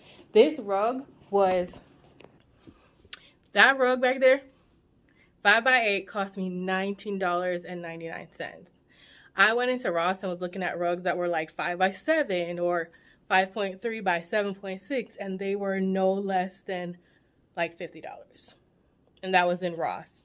So something that looks like it's in pretty good condition and it's neutral for $19.99, I couldn't leave it there, y'all. I couldn't leave it there. And it's in good condition. Now, the only thing I did see on it is this. It looked like somebody had dropped like glitter nail polish. But baby, you think I'm not just gonna cut it out? I'll probably like pull on the fibers and just really try to cut it out. I'm sure it will. Hold on, let's see. And just like that, it's gone. Can you even tell? There's the thing I cut out. Yep. $19.99. Y'all can't tell me I didn't get a good deal. And I probably wouldn't have bought it if I didn't know I had the little green giant that I can really like get a deep clean. So I'm happy about that. And like I was like, it can go in any room. It can go in the office because it's so neutral.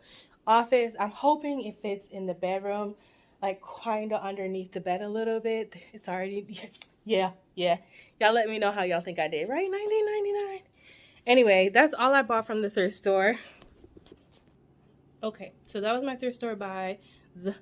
Then I went to Unclaimed Freight, didn't get anything. I didn't go back for the arch mirror. I'll keep my $20 in my pocket. And didn't buy anything at the Lowe's outlet. Next stop was Ross. Let me show you what I bought at Ross. It's gonna be very easy. I only bought one thing. Well, it's kind of two things. I bought this set of pillows because I needed extra pillows, and these are Serta Rest Zen Plush infused with rayon from Bamboo. Standard queen bed pillows, 20 by 28 inches. Ideal comfort for all sleep positions. It's ultra soft and cool knit, wicks moisture away and keeps you cool. Premium, super soft, super loft. Fiber fill combines additional loft with lasting comfort, airflow design, breathable and soft construction. 3-year limited warranty, and they were $14.99. I believe they ended up being $16 and some change after taxes or something like that. Don't have to worry about pillows because remember I found those Berkshire ones I was going to use in my room, and now I have those.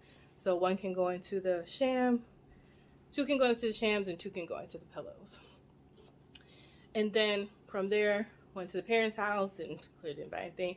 And I went to Aldi. So let me show y'all what I bought at Aldi. The budget was like $13. I spent $12.06, I believe. So I stayed under budget. I think I could have came in under $10 had I not bought this cheese. But I'm telling you, when you have such a small budget, it's very frustrating because things I would like to buy, I'm like, oh, I would normally just be able to pick it up, and I wasn't. And I was annoyed. I really was. I don't love it. So I picked up some hints of lime tortilla chips so I can have with my tacos. This is the spread that cost $2.99. That really was like pushed the budget a lot. If I didn't get the spread, we could have saved $3. Probably would have spent, what, $9.05? So gourmet spreadable cheese, rich taste of cream milk and fresh herbs, garlic and herb flavor. I'll tell you why I bought it in a minute. We were all done with salsa. If you watched my cooking videos or what I'm eating or when I'm cooking, this is the restaurant style Casa Mamita salsa. This was a little expensive too. I think it was like $2.29, but I'm out of salsa, so got to have the salsa. Got garlic powder. If I had this, I would have saved another $1, but that was like 98 cents. But I'm out of garlic powder, so I needed to get it. I got some spinach because having the smoothies on deck for like lunches worked very well for me last week. So I'm gonna prepare some more spinach with frozen fruit to have for breakfasts or whatever when I break my fast this week as well. I picked up a cucumber to be like, I do have like frozen vegetables, but I wanted to have one fresh vegetable. So I picked up a cucumber to have alongside of whatever I'm eating. I picked up a green banana because last time I made those tostones, they were so good. Picked up a green banana for when I want to have them, and I soaked out the oil. It's so good. And last but not least, I picked up active dry yeast. I think this was like 75 cents. I picked this up because, as you can see, I didn't buy any meat. I think I have enough in my freezer.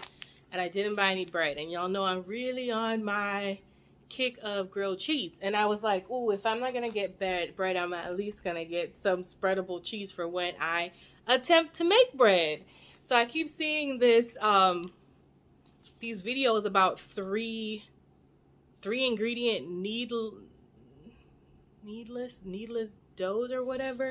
You literally just put flour, which I already have, yeast, which I didn't have, I want to say water and salt in like a bowl, and you just kind of mix it up with a spoon, and you just kind of work it around a little bit. You don't need and all that, and you let it sit for a couple hours to rise, and then you put it in your oven and you can have bread. So I'm excited. I'm excited. I've never made bread before. I've made banana bread, but I've never made bread from scratch before. So we will definitely be having, let's see if Tara can make some bread video for sure. I don't know when I'm going to try to make the bread, but I want to try the cheese. So I want to make the bread. I could probably try the cheese with one of my hint of lime chips. But yeah, that is how I did. That's how I spent my $12.05. I'm pretty proud of myself. Outside of the cheese purchase, I probably could have saved a lot more, but this is not a lot of stuff for you know. I'm glad I did get a few fresh ingredients with that. If I didn't have to buy this also, I would have been good. But I didn't get no meat or anything like that, but did the best I could. Anyway, guys, it's 6:11. Roll up back this carpet and all that, and I'm going to just go make my food. Like, I got taco options. I've still got some chicken, and I'm hungry, and I ain't nothing all day. So I'm about to go make my food and just chill out for the rest of the day. I might let you guys see what I eat or not. If not, have a good evening. I'll probably catch up with you guys tomorrow for a little bit. So here's dinner. This is the rest of what was left of the rotisserie, like a piece of leg, a piece of the wing. Put some barbecue sauce and cooked it up, warmed it up in the pot. Then the tacos are the ground beef tacos with the cheese. This pepper jack cheese. Pepper jack cheese is finished now. Avocados, coleslaw, with a little sriracha and mayo, avocado mayo, and salsa. And then some of the hints of lime chips and my mango bubbly, which I really like it. I would get it again. And I finished bottle number 4 of water, and that would be bottle number 5. Guys, thanks for hanging out with me today. I will talk to y'all, God willing, tomorrow. Bye. Good morning, good people. Happy Sunday. It is hello, 11:14 a.m. and I did wake up a little later today. I was up, then I fell asleep on the couch last night, and then I woke up at 3 o'clock and was up from like 3 something to 5 for no reason, just being dumb on the phone. You know, not on the phone, but like on the watching videos and stuff. And then I slept, and I think I got up at like 9ish again. And then I've been up uploading all my shorts, so I'm all caught up. Y'all are gonna get a barrage of them today on this good old Sunday. And I just read my devotional, so I wanted to then I got caught up watching somebody's video. Child, I'm all over the place, but I'm not in a rush. There are things I want to get done today personally. Like, I like to do the laundry. There's no, you know, we have our list, but top 3 would be the laundry, cook our food. I wanted to do underneath the bathroom sink, but yeah. Some things for me, I have to like get up really early to start the day in order to make it done. And I know some of y'all are probably like, girl, why are you in the guest room that you're decorating in there for the guests? But you're right. But if you've been here a while, you know why. My bedroom, the bed I had bought when I first moved down here was like super cheap, and don't do it. And I'm plus size, so I feel like I need like a metal frame and the wood frame broke, and so it's on lean in that room, so I need a good night's sleep because you know your girl be working. But after I get this room to a point, because I won't put the sheets on or anything until then, until I'm ready to get out of here, I am gonna go probably like to Big Lots and grab me like hopefully like a $60 metal frame and keep the headboard and just I'm just not looking forward to dismantling the whole bottom of that bed because it's broke up. I don't know if the trash people gonna take it. I don't know what I have to do. Anyway, I was coming on to share with you today's devotional. It's called Regarding the Weak, and the Bible verse that is quoted here is Psalms 41 verse 1. Blessed is he who has regard for the weak. The Lord delivers him in the time of trouble. And if I can't talk, y'all, literally, it's now what? It's 11:16 now, and I have not said a word I don't think yet this morning. And it's been raining. Somewhere in this video, I'm going to drop y'all some ASMR of this rain. If you're an ASMR person, please, you're going to enjoy it. If it came out right, I haven't had a chance to listen to it. Anyway, it's the big chapter. You know, it's a whole book. But I'm going to read you the parts that I highlighted. When a sympathetic person is in deep trouble, he has a sympathy of others to draw on. Remember that.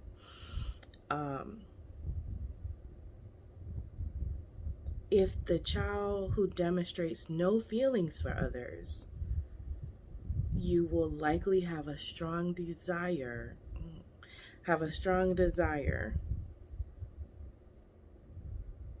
for him to learn compassion. So it's basically, you know, if you're with a child who doesn't show any compassion to anyone else, it just makes you not really want to help them, to be honest. But being a parent, you're going to help them anyway. But for someone who's always sympathetic in need, you tend to want to be sympathetic towards them. So it is with God. He loves every one of us, even those who are cold-hearted. But he delights in rescuing a compassionate person. If we rarely focus on others, God will often let us sit in our difficulties for a while until we learn how others have felt in their need. Those who have, so in everyday life part, the indeed part, those who have regard for the weak always have God's sympathetic ear. The problem is that we get so completely wrapped up in our own agendas at times that we hardly notice the needs around us. It isn't that we don't care about other people, we just don't care enough to feel their pain or even notice their hardships. We're too occupied with our own business. And lastly, in His mercy, God cares for our needs regardless of our level of compassion. But He cares for them more readily, more powerfully, and more demonstratively if we have demonstrated His nature toward others. Do we withhold grace? ? Then grace will be hard to find. Or are we examples of mercy? ? If so, we will have mercy in abundance. So it kind of just goes back to, you know, do unto others as you like done unto you. If you see someone in need, don't just say, oh, you know, have a good day, I pray for you. Do something if you can. A lot of times we get so caught up when we see we can do something, but we don't want to sacrifice our time, our patience, our money, or whatever to help someone else out. But God looks favorably on that, and He does for us things every single day that we couldn't even pay Him for if we tried.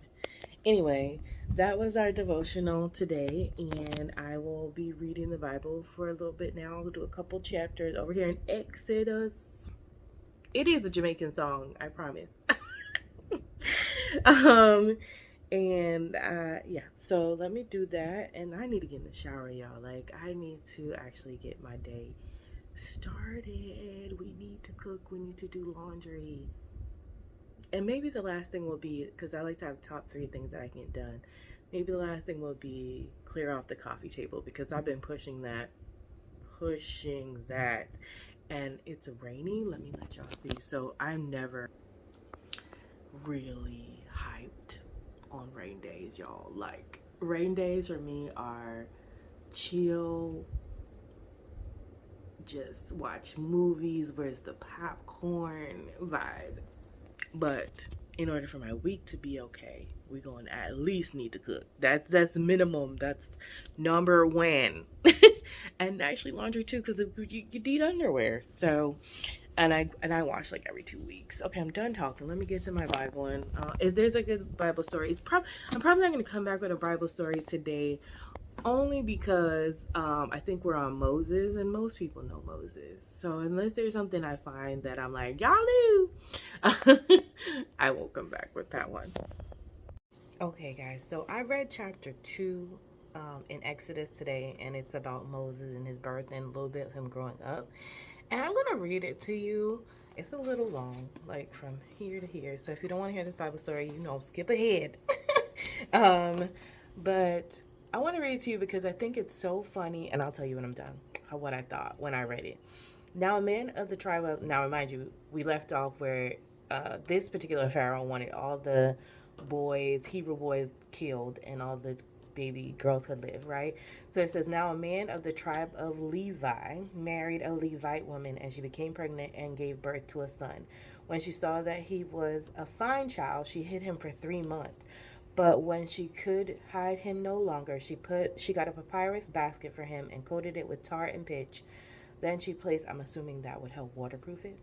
Then she placed the child in it and put it among the reeds along the banks of the Nile. His sister stood at a distance to see what would happen to him. Then Pharaoh's daughter went down to the Nile to bathe, and her attendants were walking along the riverbank. She saw the basket among the reeds and sent her female slave to get it. She opened it and saw the baby. He was crying, and she felt sorry for him. This is one of the Hebrews' babies, she said. Then his sisters asked Pharaoh's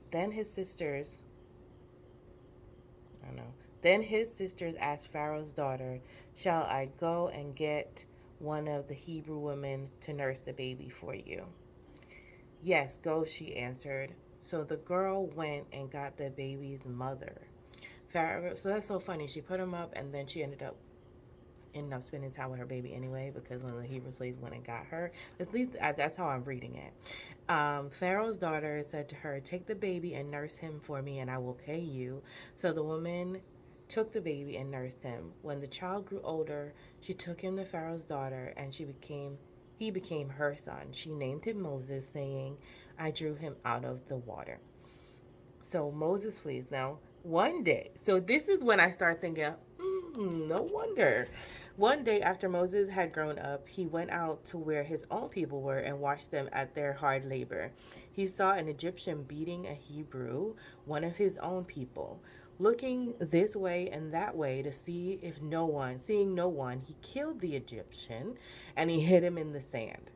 The next day he went out and saw 2 Hebrews fighting. He asked the one in the wrong, he asked the one in the wrong, why are you hitting your fellow Hebrew? The man said, who made you ruler and judge over us? Are you thinking of killing me as you killed the Egyptian? Then Moses was afraid and thought, oh, what I did must have become known. When Pharaoh heard of this, he tried to kill Moses, but Moses fled from Pharaoh and went to live in Midian, where he has sat down by a well. Now, a priest of Midian had 7 daughters, and came to draw water at the well, filled the troughs of water to water their father's flock. Some shepherds came along and drove them away, but Moses got up and came to their rescue and watered their flock.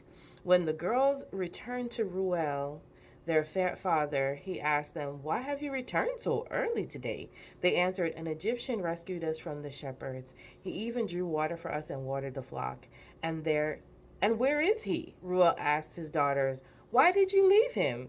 Invite him to have something to eat. Moses agreed to stay with the man who gave his daughter Zipporah to Moses in marriage.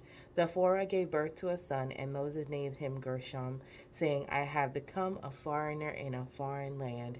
During that long period, the king of Egypt died. Bye-bye, Pharaoh. Oh, the king of Egypt, that Pharaoh?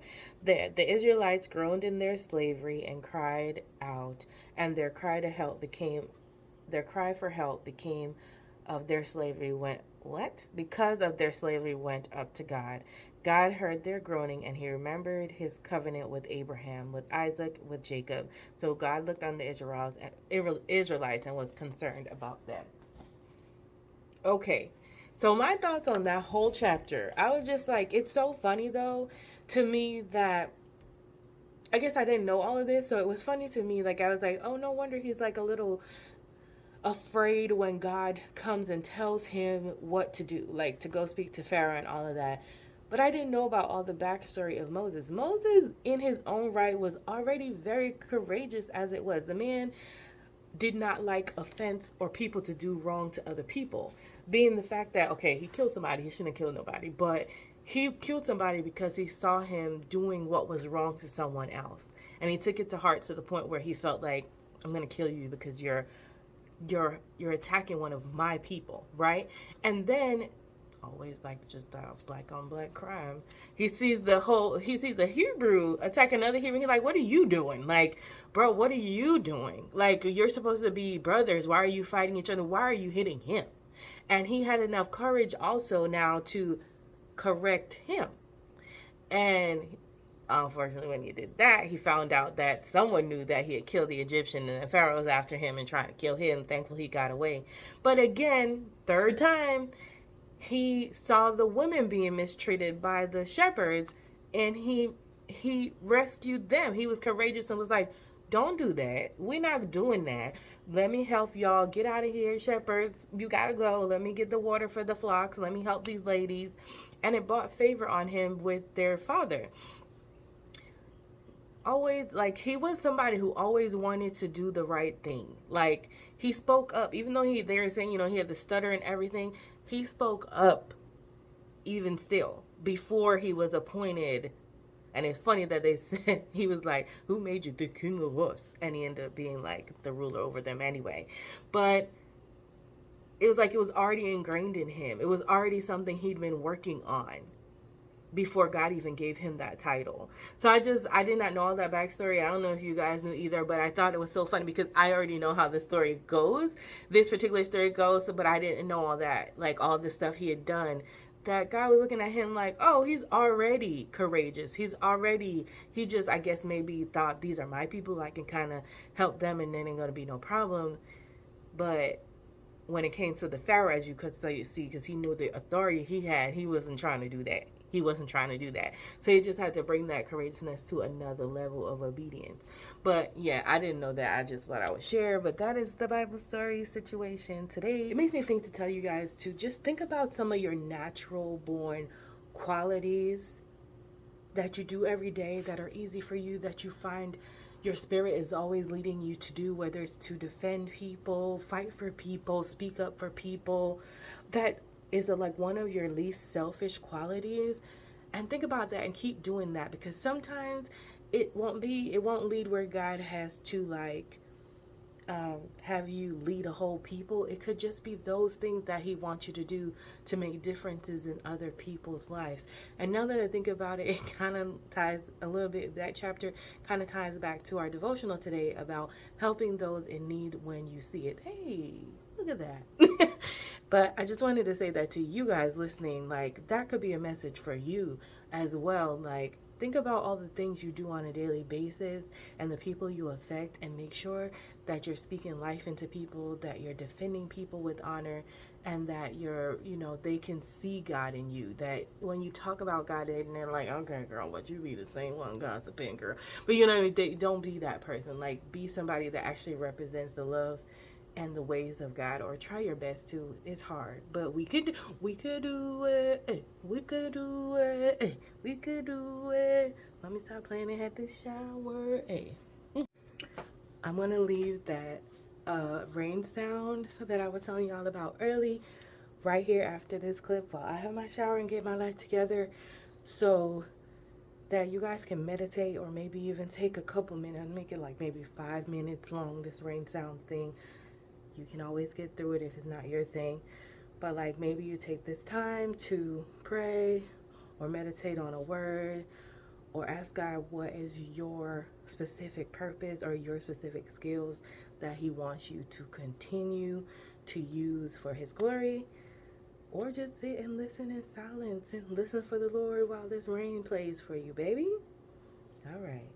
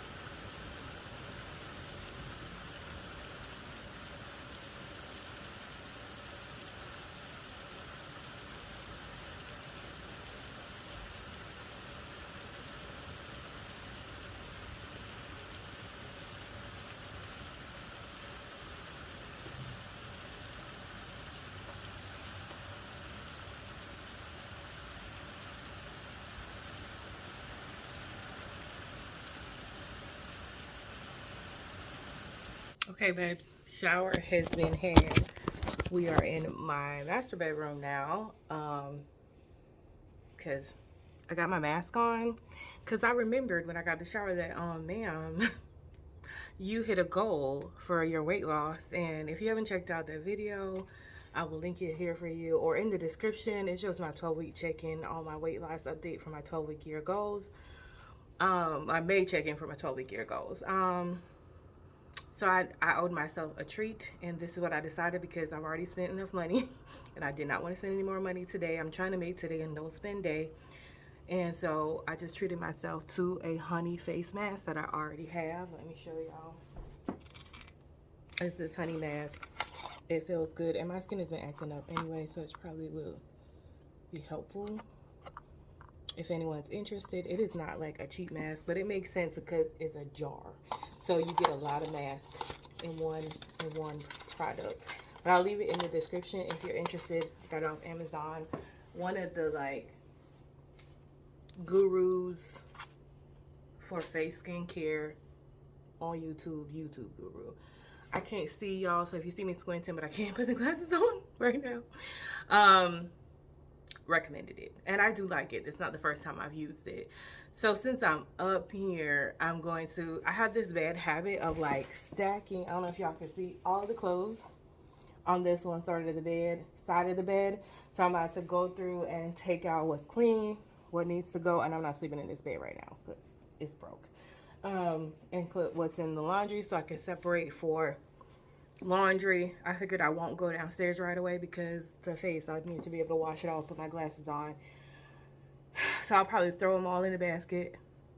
That doesn't make sense, Tara, as I'm saying it. I'm probably just gonna sort through as I'm going and do my loads of cold, warm, and all that. And then after that, if my face is still marinating, I will probably go get the organizers for the bathroom, under the bathroom sink, so I can organize under the bathroom sink while I'm up here. Although I should really be starting meal prep, but we gonna be all right. I think.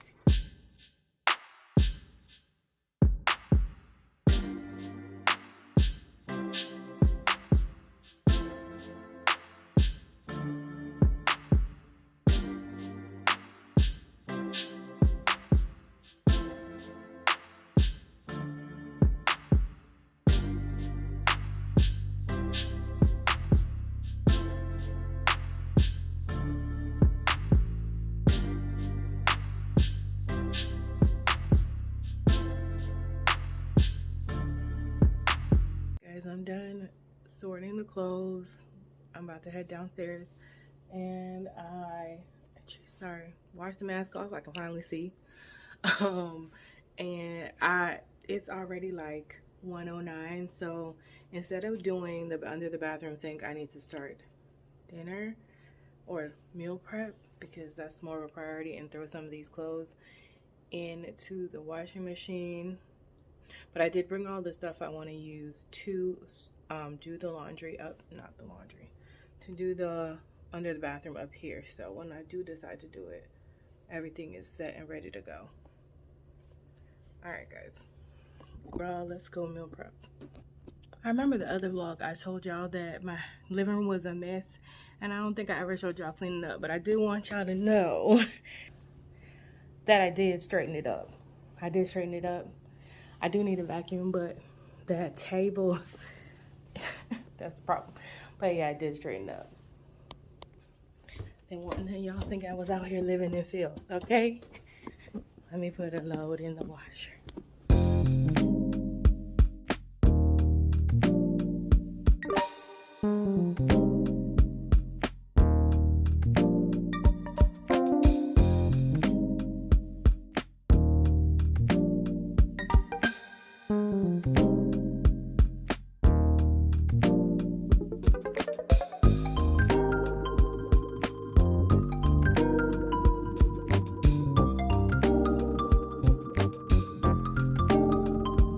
Let me let y'all see the babies. I think something is wrong with them. They're not as vibrant as before. But This is what they're looking like. If you could tell, they look not as orange. They got like some speckles. I'm not going out there because it's wet. And clearly I don't need to, well not clearly, I don't need to water them because it was raining all day this morning, all morning. But I don't know if that's just a normal cycle, but all of a sudden they don't look super healthy. But what can I do? I'm gonna put away stuff in the dishwasher.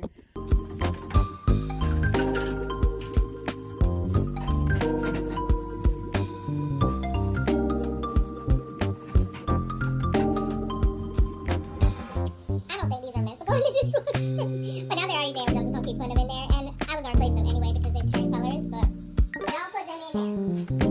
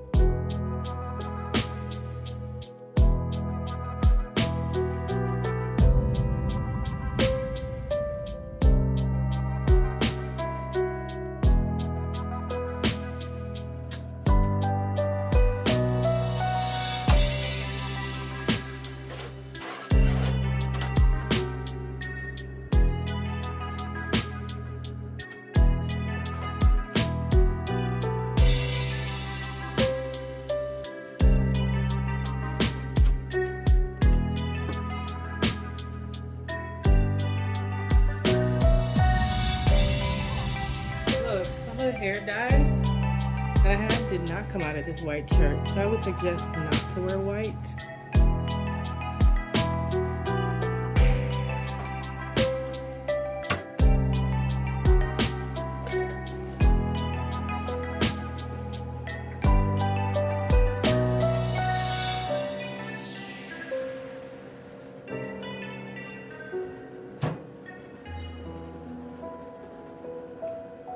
Since we were not, like how I lumped you guys in there, since I was not wise with my money, this past week, I was not really able to grocery shop.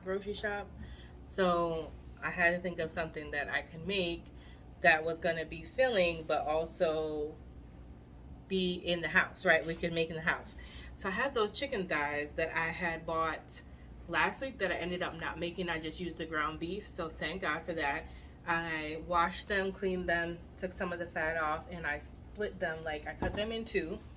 Then in the freezer, I have peppers, so I'm gonna cut up a few of these peppers. I have some chicken broth, which I don't know is gonna be enough, but I've got backup vegetable broth. I don't have any more jasmine rice, but I have some parboiled rice, so let's hope that goes well. And I'm so glad I had put on the bottom what they were, because I wouldn't have remembered, child. And I'm thinking about making my version of Spanish rice in one pot on the stove with chicken and Spanish, so arroz con pollo kind of, right? And I've watched a few videos, but of course I don't have everything they have, so this is what I'm gonna use: salt, pepper, paprika, Italian herb. I know I heard somebody use that, but they don't. Cumin,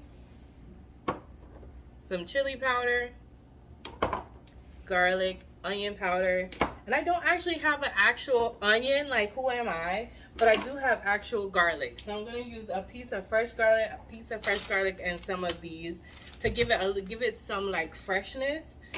Yeah, and we'll see how it goes. That's where we at right now, y'all. That's where we at.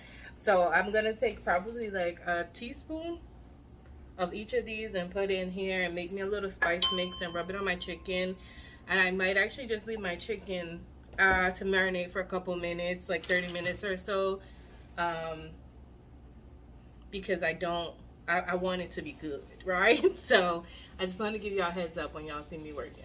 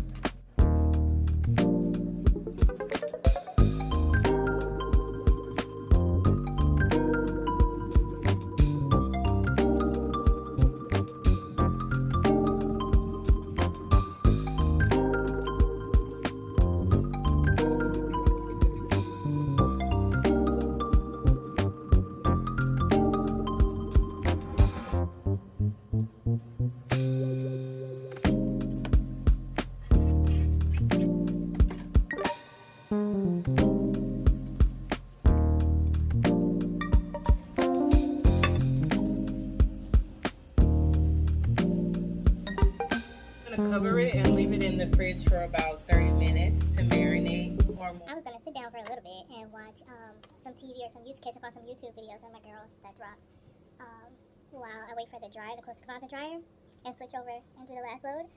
But my package just arrived, so I'm gonna check the door. And and also before I do any of that, I need to call my friends because I told one I was calling them today, and the other one I was like, we need to do a video call. So I need to do that as well. I need to bring my charger down here because my phone is about to die. All right. Let me go get the stuff off the porch.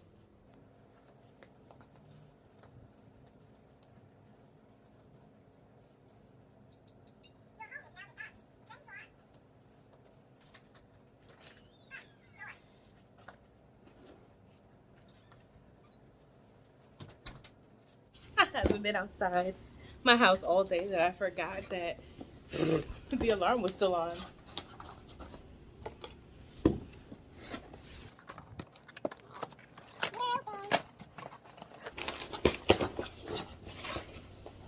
That's weird. So I need to learn how to say this. Maioli, whatever it is the same brand I've got my green sage velvet curtains from. Maybe because they're thinner, they're in this smaller package, but they were in a much bigger package if y'all remember. Yeah. Okay. There better be two. Yeah, there are. Okay. So these are the shears. I mean, they're white shears. What can, what to expect. This is good though. I think these are going to look really nice in the room, and they're long enough. So these came. And then the last thing that came was that no stud 31 to 55 inch TV, no stud wall bracket TV holder. Alexa, what is the notification? I know my package is here. Alexa, what's the notification? One new notification from Amazon Shopping. A shipment has arrived, including curtains. By the way, I see that your Amazon cart contains Tanny wallpaper. At any time, to hear what's in your cart and get the order total, just say, check out my cart. Thank you. Okay, well, I'm upstairs because I got to get the phone charger anyway. And I figured since I'm waiting for my best friend to hit me back to see if she's available for a call, I will just hang the curtains. Just makes sense. It's like, Tara, why don't you sit down? I don't know. I don't know.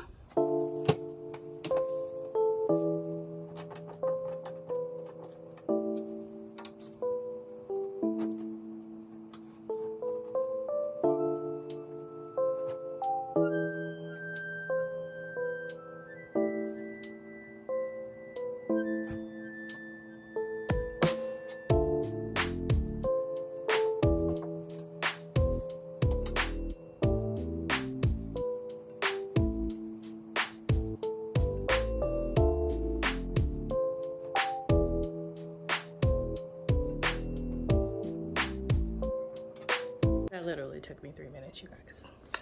And I will position the curtains properly. But I agree, I think this was a better, now it's dark a little bit, but I think this was a good idea. I like it with the shears. They still all pull because they're all the same length. But what do you guys think, right? I mean, let me know what you think for real. I think it looks nice with the shears. I think it gives it a little more of a high-end look. And that way they can have light and privacy at the same time without having a full-on window view. And if they do want a window view, they can just push everything back. Yeah.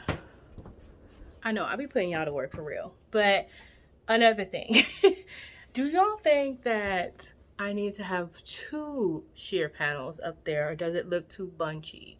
Should I just put 1? Let me let y'all look at it again. Does it look too bunchy at the top in there? Should I just put 1 panel? I think 1 panel will still look nice, or just leave both. I'm looking for y'all. I really be listening to y'all, so please comment. Thank you.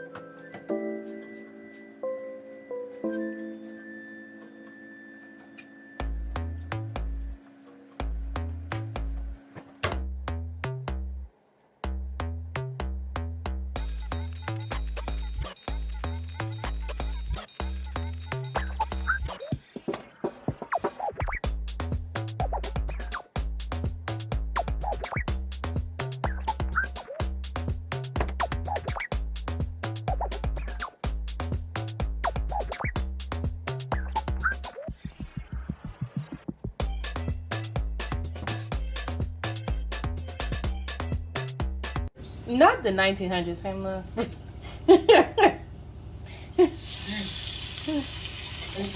I know. And I thought about it as I said, I was like, but wait. We were, weren't we?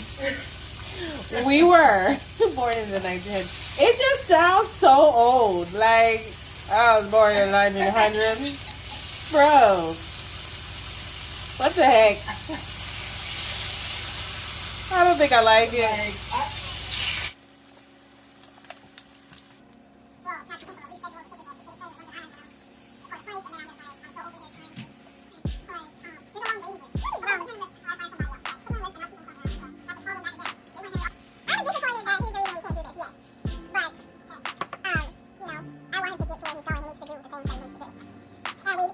Like, it's not necessarily his fault. He needs the therapy and he needs the help. So how can I be mad at that?